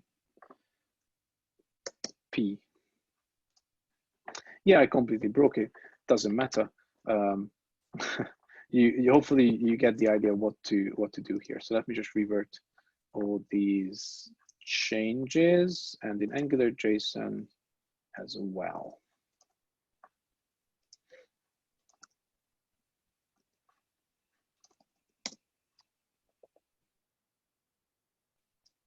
Okay, let's talk about something else because I did prepare another interesting example for you, which hopefully is, yes. Before we move on, I just wanted to mention something that I found why the lighthouse is showing you that that image is expected to be 300 by 300 and not actually 100 by 100. That is the size that is displayed. I think is it not the DPR? Yeah, it's because of the DPR. So Lighthouse is requesting us to at least place or put there an image that is at least 3 times bigger to look neat and nice in very high DPR devices. Yeah, so what's interesting is I added DPR auto, which should generate, here's the thing, we can do DPR 3.0 or 3. Is it 3? Let's try it with this thing here. Okay, so this is DPR 3. So now it should no longer complain. But let's see what happens. Before you get scared, the reason why the performance went back significantly is because now I'm using ng-serve. Okay. Okay, so I think that error went away. So there you go, DPR3. The reason why I wouldn't leave DPR3 here though, because now this is going to enforce 3 times pixel density for every device. So yeah, this is just, you know, one of those things. DPR auto is definitely loading 2 times the amount of pixels, but if Chrome wants 3, then let's do 3 now. So last thing. Are you ready for your minds to be blown for the last time? Think about this. You know, we talked a lot about 2G being the dominant network. That was in the very beginning of this presentation or this workshop. We talked about, you know, how certain companies did struggle in certain regions of the world, etc., etc. So the key takeaway is that I mentioned you can't assume the latest device. You can't assume the fastest network. And this is also very, very important. You can't assume unlimited data plans, right? You can't assume that everyone who's going to access your application has 100 gigabytes of, you know, mobile internet per month. You know, in some countries, they get 500 megabytes or 250 megabytes or 1 gigabyte. And trust me, they don't want to arrive on your website and blow away half of that in a matter of 5 seconds. Like, I would be very pissed if I would visit a website and I would have 500 megabytes and it would, you know, blow away 50. 10% of that just by boom, like that, right? I would be very angry. So another strategy is to utilize the features of the browser within Angular to give an even better, to still give a good experience to users without churning up their data plan. So what I mean by that is, where is it? Article component. I don't know how many of you heard about this thing here, which is the, what is it called? The Network Information API. Okay, so the Network Information API, by the way, I just realized I closed the QA panel. I'm sorry. And there's a question in there. I'm sorry. Let me answer this. Brian, Angular SSR plus PWA plus lazy loading plus lazy size, maximo rendimiento. Rendimiento means, I kind of feel what it means, but performance. Yes, that's what I thought. Angular SSR plus PWA plus lazy loading plus lazy sizes. Yeah, I get, yeah. But look, you don't need to add all of these to have a good performance, right? It again really depends on what is your application, what is your use case. You can just maybe get away with using lazy loading of images and server-side rendering, or PWAs and something else, right? It's, you know, also for Angular SSR, you know, that could be Angular Universal, but I would go with Scully. To be frank, I really like Scully. But again, up to you. Cool. So back to blowing your minds again. So there's this thing called the Network Information API. Okay, so the Network Information API is one of the newest web/browser APIs. And what it does, it actually tells you the connection that you're using. So if I open Chrome and I open the DevTools, I can just type in navigator, and it is connection.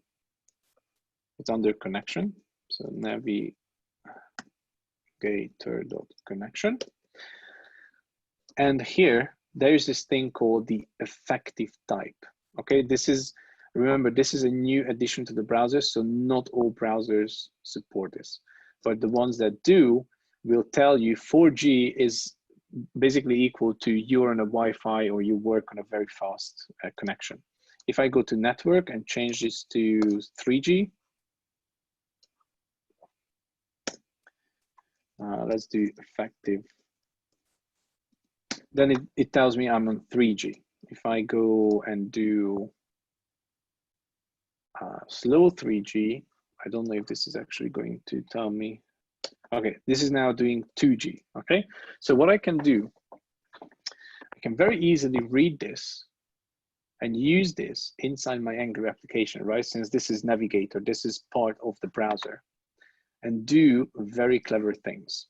So what I have here, inside my article component, I have a fast connection class member, Boolean, and I say, if navigator connection and navigator connection with effective type, so you need to make sure that the browser actually supports that. So you say, if these exist, then switch to the effective type and say, if it's, and these are the values that it can return. So if you check the documentation, navigator connection. If you check the documentation, you will find that, where is it?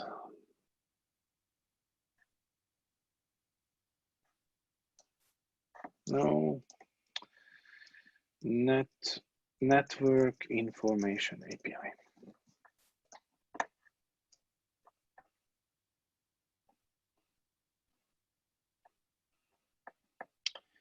I'm not very good at Googling today, am I?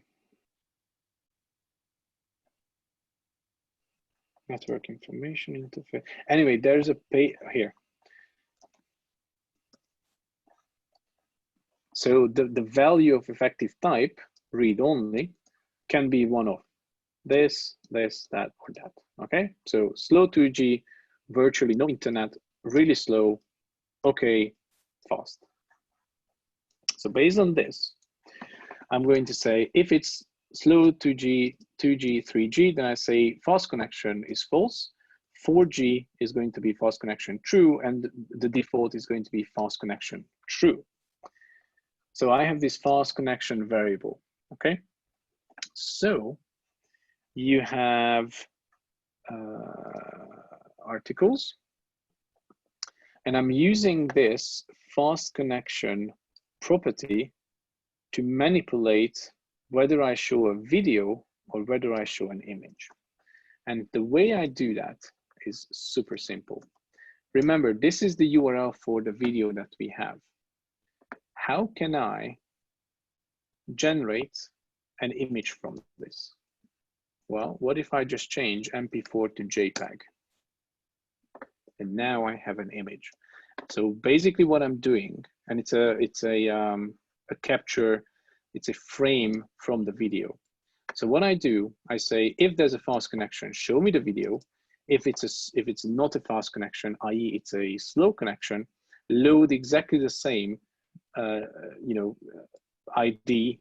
So everything, all the options are the same, but now load as an image. So now I'm on 4G fast connection, Wi-Fi, etc. Video loads, but if I now go and say network 3G and load this page via 3G, then this is now going to just show me a still image. Come on, ng serve. Come on.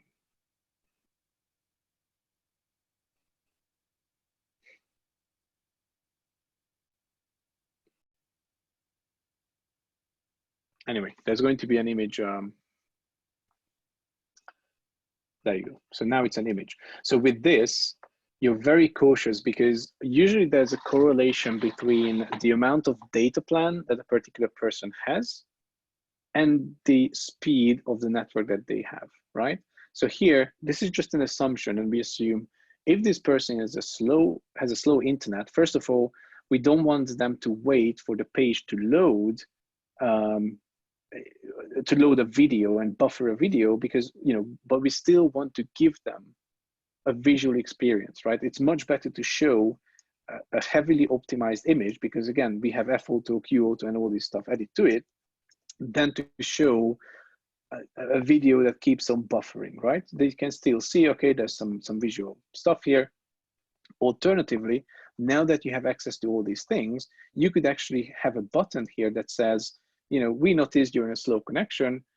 This is actually a video. Click here if you want to play the video, and then you replace the image with the video, right? And that now gives the user the choice to actually wait for the video to load.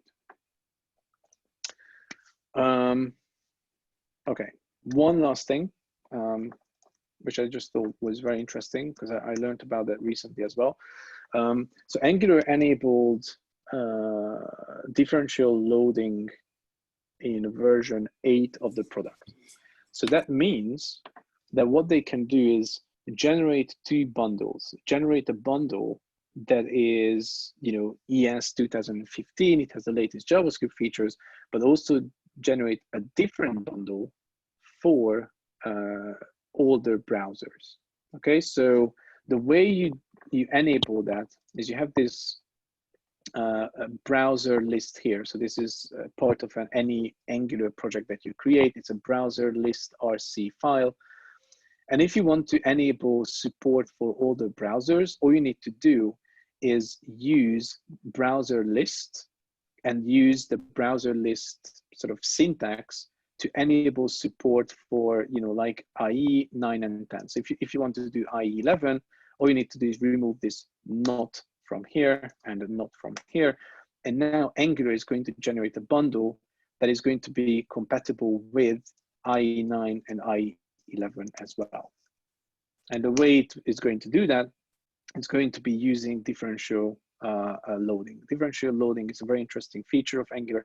It actually changes how the script tag is being used inside your HTML, and it's going to serve the appropriate bundle for the appropriate browser.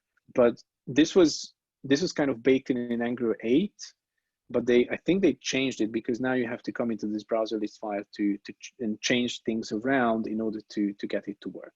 Okay, so that's just one more thing that you can think about when it comes to optimizing your Angular application. And you can see now that I enabled IE9 and 10, the build process actually says generating ES5 bundles, which is the old version of JavaScript for IE9 and 10 and 11. And if I go to this final, I now get a main ES 2015 and the main ES5 JavaScript files. And theoretically, inside my index HTML, I should have here. So modern browsers understand the type attribute module, so they can load ES 2015 modules. If you load this in IE, I don't know, 10, which does not understand this, it's going to ignore the script element and it's going to load just the ES5 thingy somewhere. Where is it here? Come on, right? So this is differential loading. So you manipulate differential loading via browser lists. Santiago, if you don't want to change the video for an image, can we make any performance difference changing just the autoplay and the loop in each connection case? You can do whatever you want, yes. You can, yeah, where is it? You can, well, let me just put this back to not. Source, app article, TypeScript, no. Here, you could,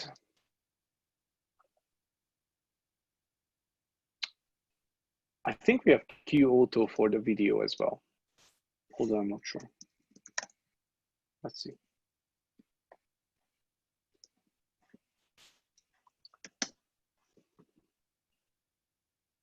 Yeah, we do have Q auto for the video as well, so you can theoretically reduce the quality even further for the video. Probably I can do Q auto low. I'm not sure how much you can see this, but this is definitely a video that's much lower in quality. So you can play around with this as well. Yeah, most certainly. Okay. Let's see here.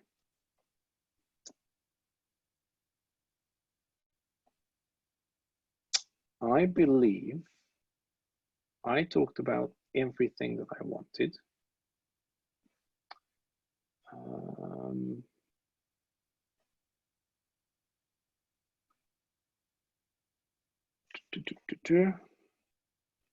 I think so.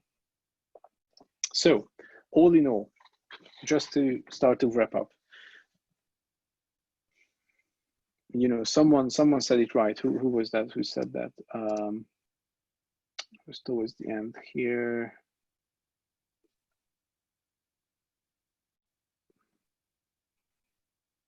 Brian, I think.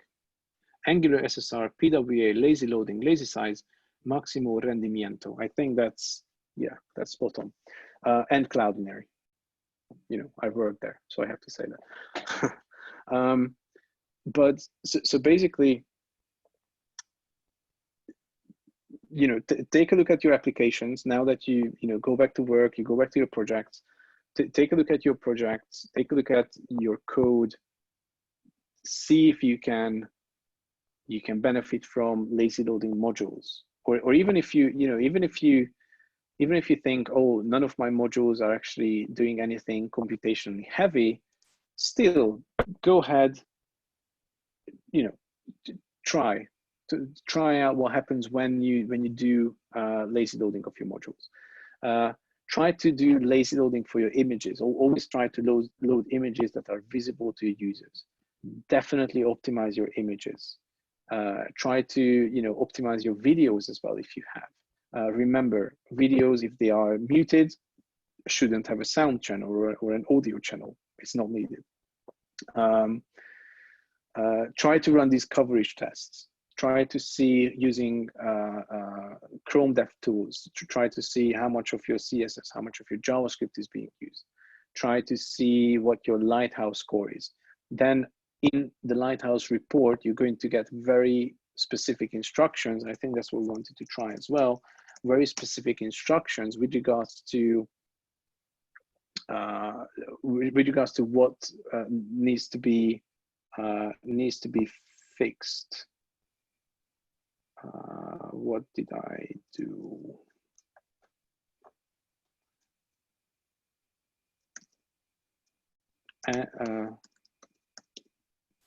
Oh.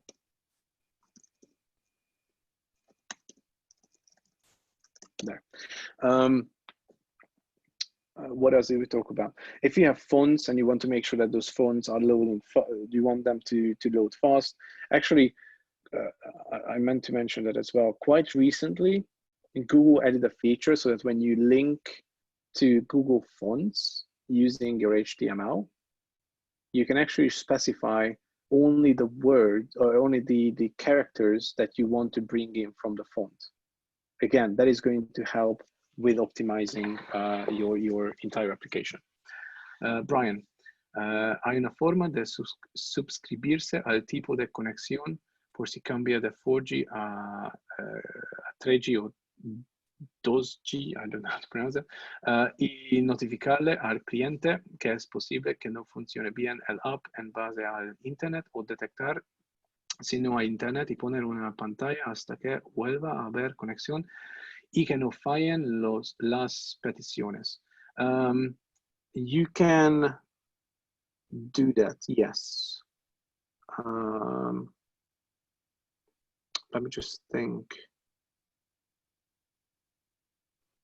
I think you can do that. I've done that with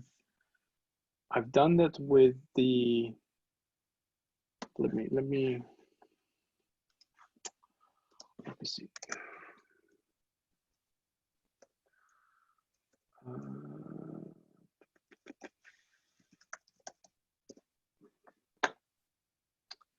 I've done that.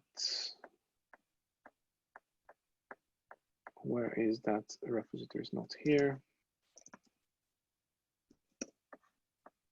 I created an app using Angular again, selfie meter final. So let's try to find it on my machine so I can show that to you. Oh, where is it? Selfie meter.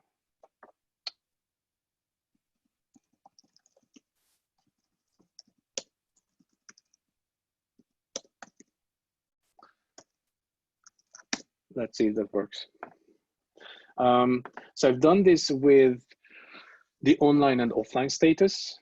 So let me show you the code, which was written as a service.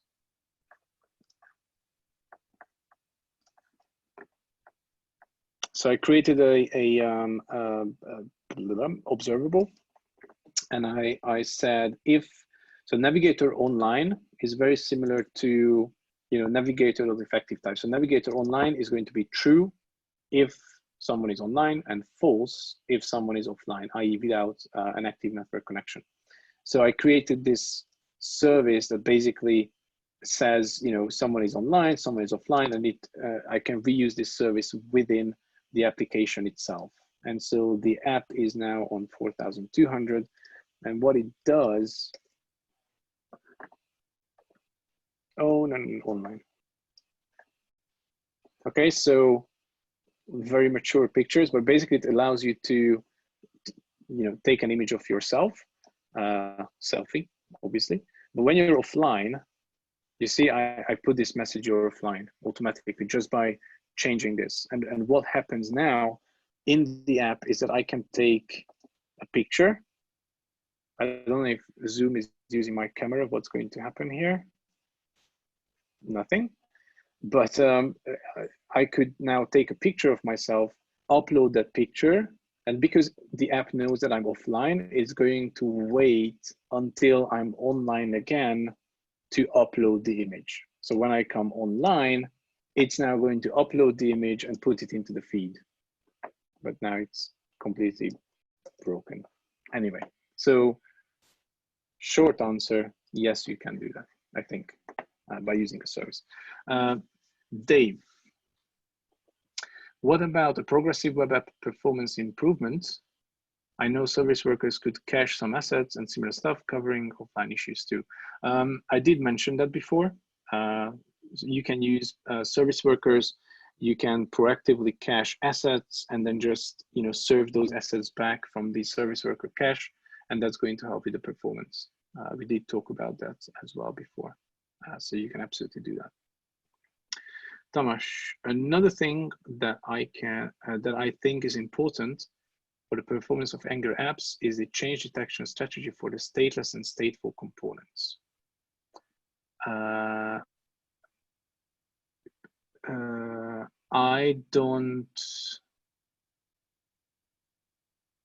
don't know much about that, unfortunately.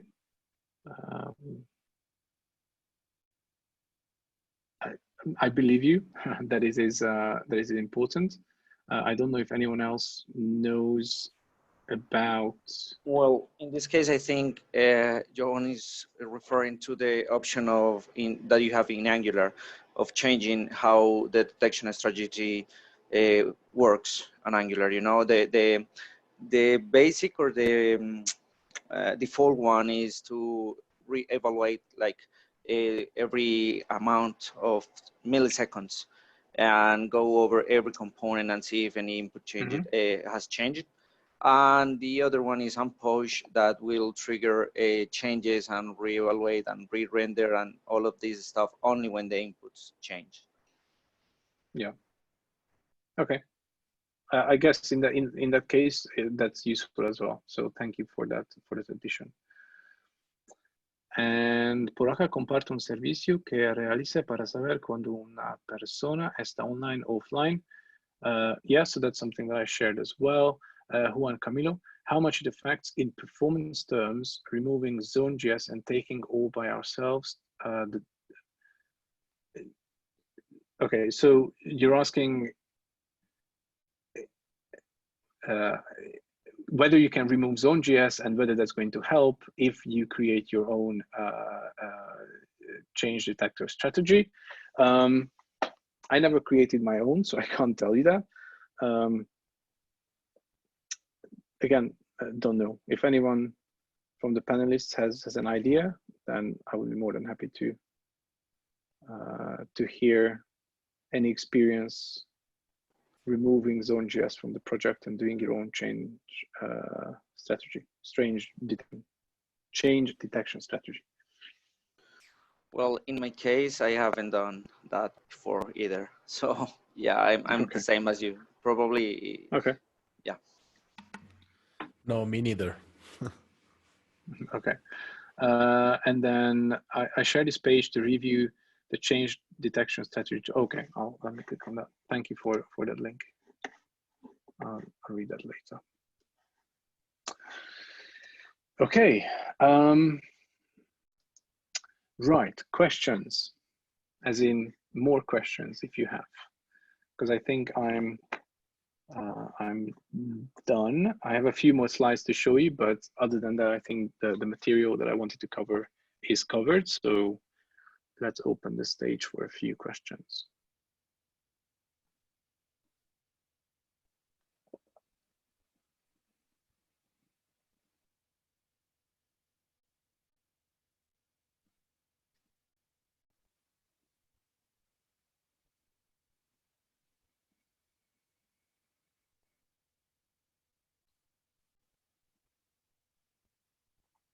Okay, I'll go through the a couple of other slides that I have, and then maybe there's going to be some more questions added in the meantime.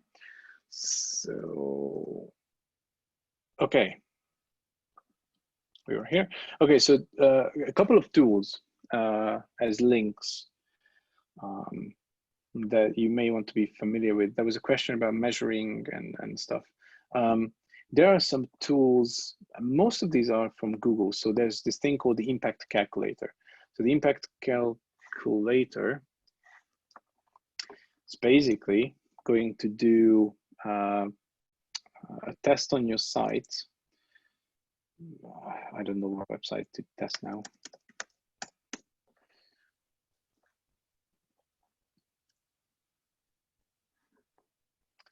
And it's going to scan various things on your website, and it's going to, you know, give you suggestions and metrics and other stuff. This is again a Google service. It's free, as you saw,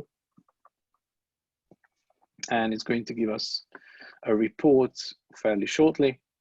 Let's take a look at the other ones. Website performance test, again, is a very good test because this, a very good tool even.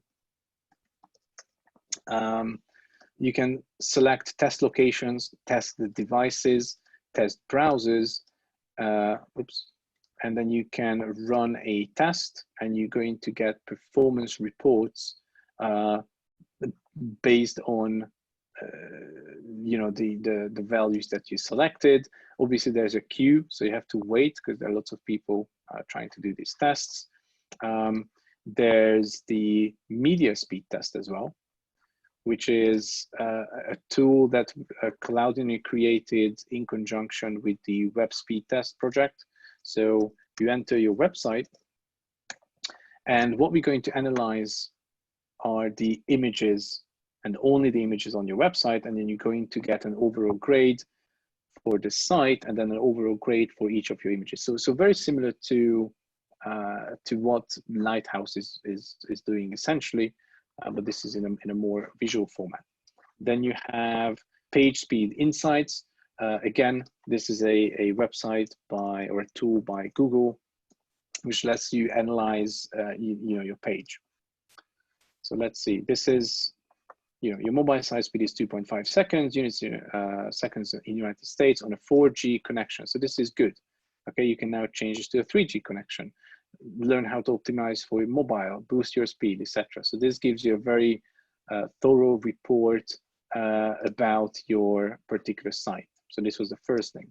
Web speed test gives you this waterfall where you can actually see what files got loaded, how many milliseconds it took, whether that's a connection, whether there was a pre-connect for something, whether it was JavaScript and CSS, etc. So it gives you a very, very good insight into what assets are loaded in your app, and it gives you this waterfall. So this is web page test. This is the web page test with Cloudinary for the media. So BBC got an overall of B. That's how many images they have. Should they use Cloudinary and do additional optimization, they would be using a third of that, okay? And then every single image is graded on their site. And we tell them, this is actually a WebP. However, if you would reduce the size, that would be, better, and some additional things in here. And this is, oh wow, BBC page speed insights. I don't know why this got a 9. That's weird.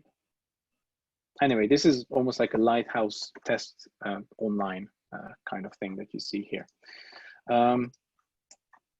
Then Lighthouse link, and then the links to the 2 repositories that we talked about. So Base is a slow application. That's the terrible application. If you want to have a look, take a look.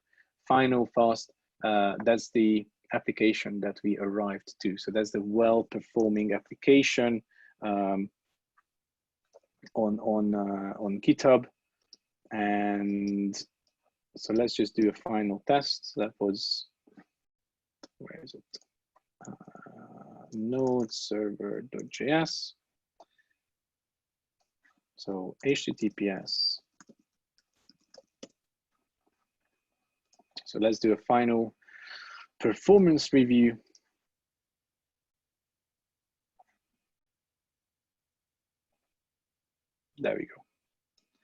I'm fairly pleased with this, I have to say. So 98 and 100. Q&A, Juan Camilo. I asked previously about the Angular JSON lazy loading attribute because previously it was required in Angular 7, but now in Angular 10 context. Will Angular generate the bundles by only using import? Yes. So I actually can't remember how it was in Angular 7. In the latest version of Angular, so in Angular 10, you don't need to change anything in Angular JSON for lazy loading. Okay, you just need to lazy loading of feature modules. That is, you need to make sure that you import the module in the routing in the way that I showed you.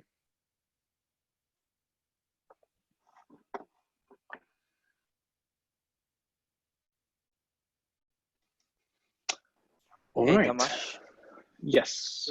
One thing in the chat, some of the attendees have said that they were able to successfully accomplish like the coverage that you showed for the JS files, but they haven't been able to do it for the CSS files. So maybe if you could repeat that step and show us again.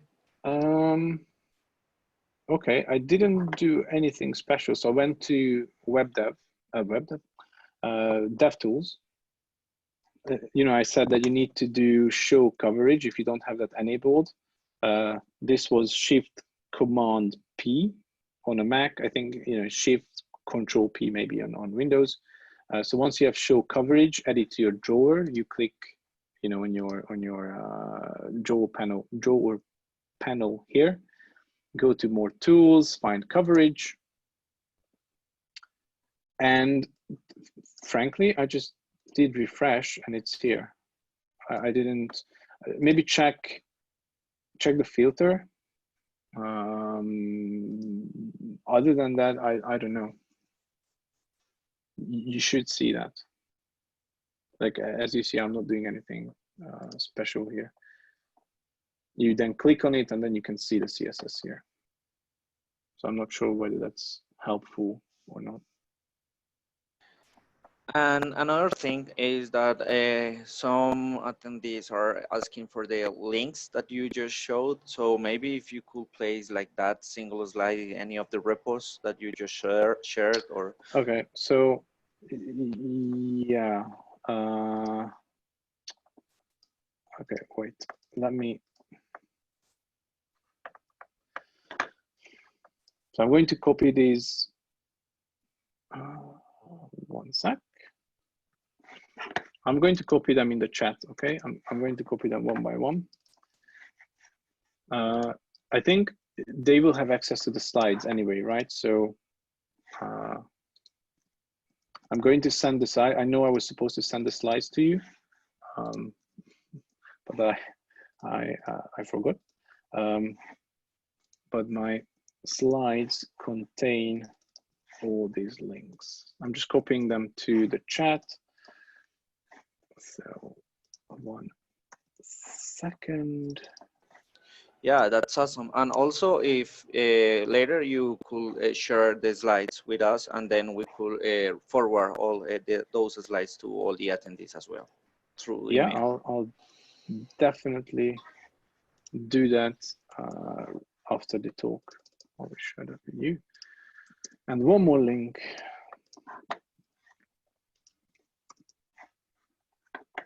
Oops. Phew, there you go.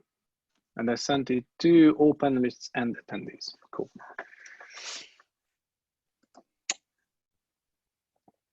Okay, so went through this as well.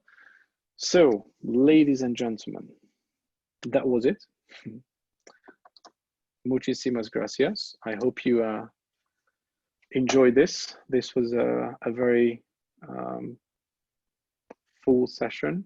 Hopefully you managed to learn something or learn a lot that you're going to put into practice.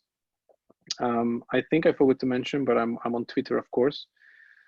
So there's my handle. So if you have any questions about anything that we discussed today, feel free to reach out to me. I'm more than happy to chat about, reggaeton as well. Sorry, but yeah, so any questions, anything you want me to explain again, you have questions, performance, Cloudinary, etc., then feel free to talk to me. Other than that, I hope you enjoyed the workshop as much as I enjoyed delivering this to you, and fingers crossed, hopefully I'm coming to Colombia soon again. It would be nice. And I hope to meet some of you at least in person as well. So thank you. Do reach out to me with any questions. And Joan says, como diríamos acá en Medellín, gracias, parcero, gracias a ti. Yeah, so that's all. I will now start my weekend. So thank you very much, and enjoy the rest of the conference, and take care of yourselves. Thank you very much, Tamas. It was a great workshop. Awesome comments on the chat. So the attendees really enjoy it. We did too. Really cool. And yeah, that's so nice to hear that you are in love of Colombia. Hope to have you here soon. Fingers crossed, fingers crossed. The time will come. Yeah, we will wait for you here. Thank you very much. All right. Leonardo, Carlos, Patricia, thank you too for this. So see you tomorrow. Thank you for conference. translating my terrible English. Thank you. Bye-bye. All right. Bye. Thank you. Bye. Bye.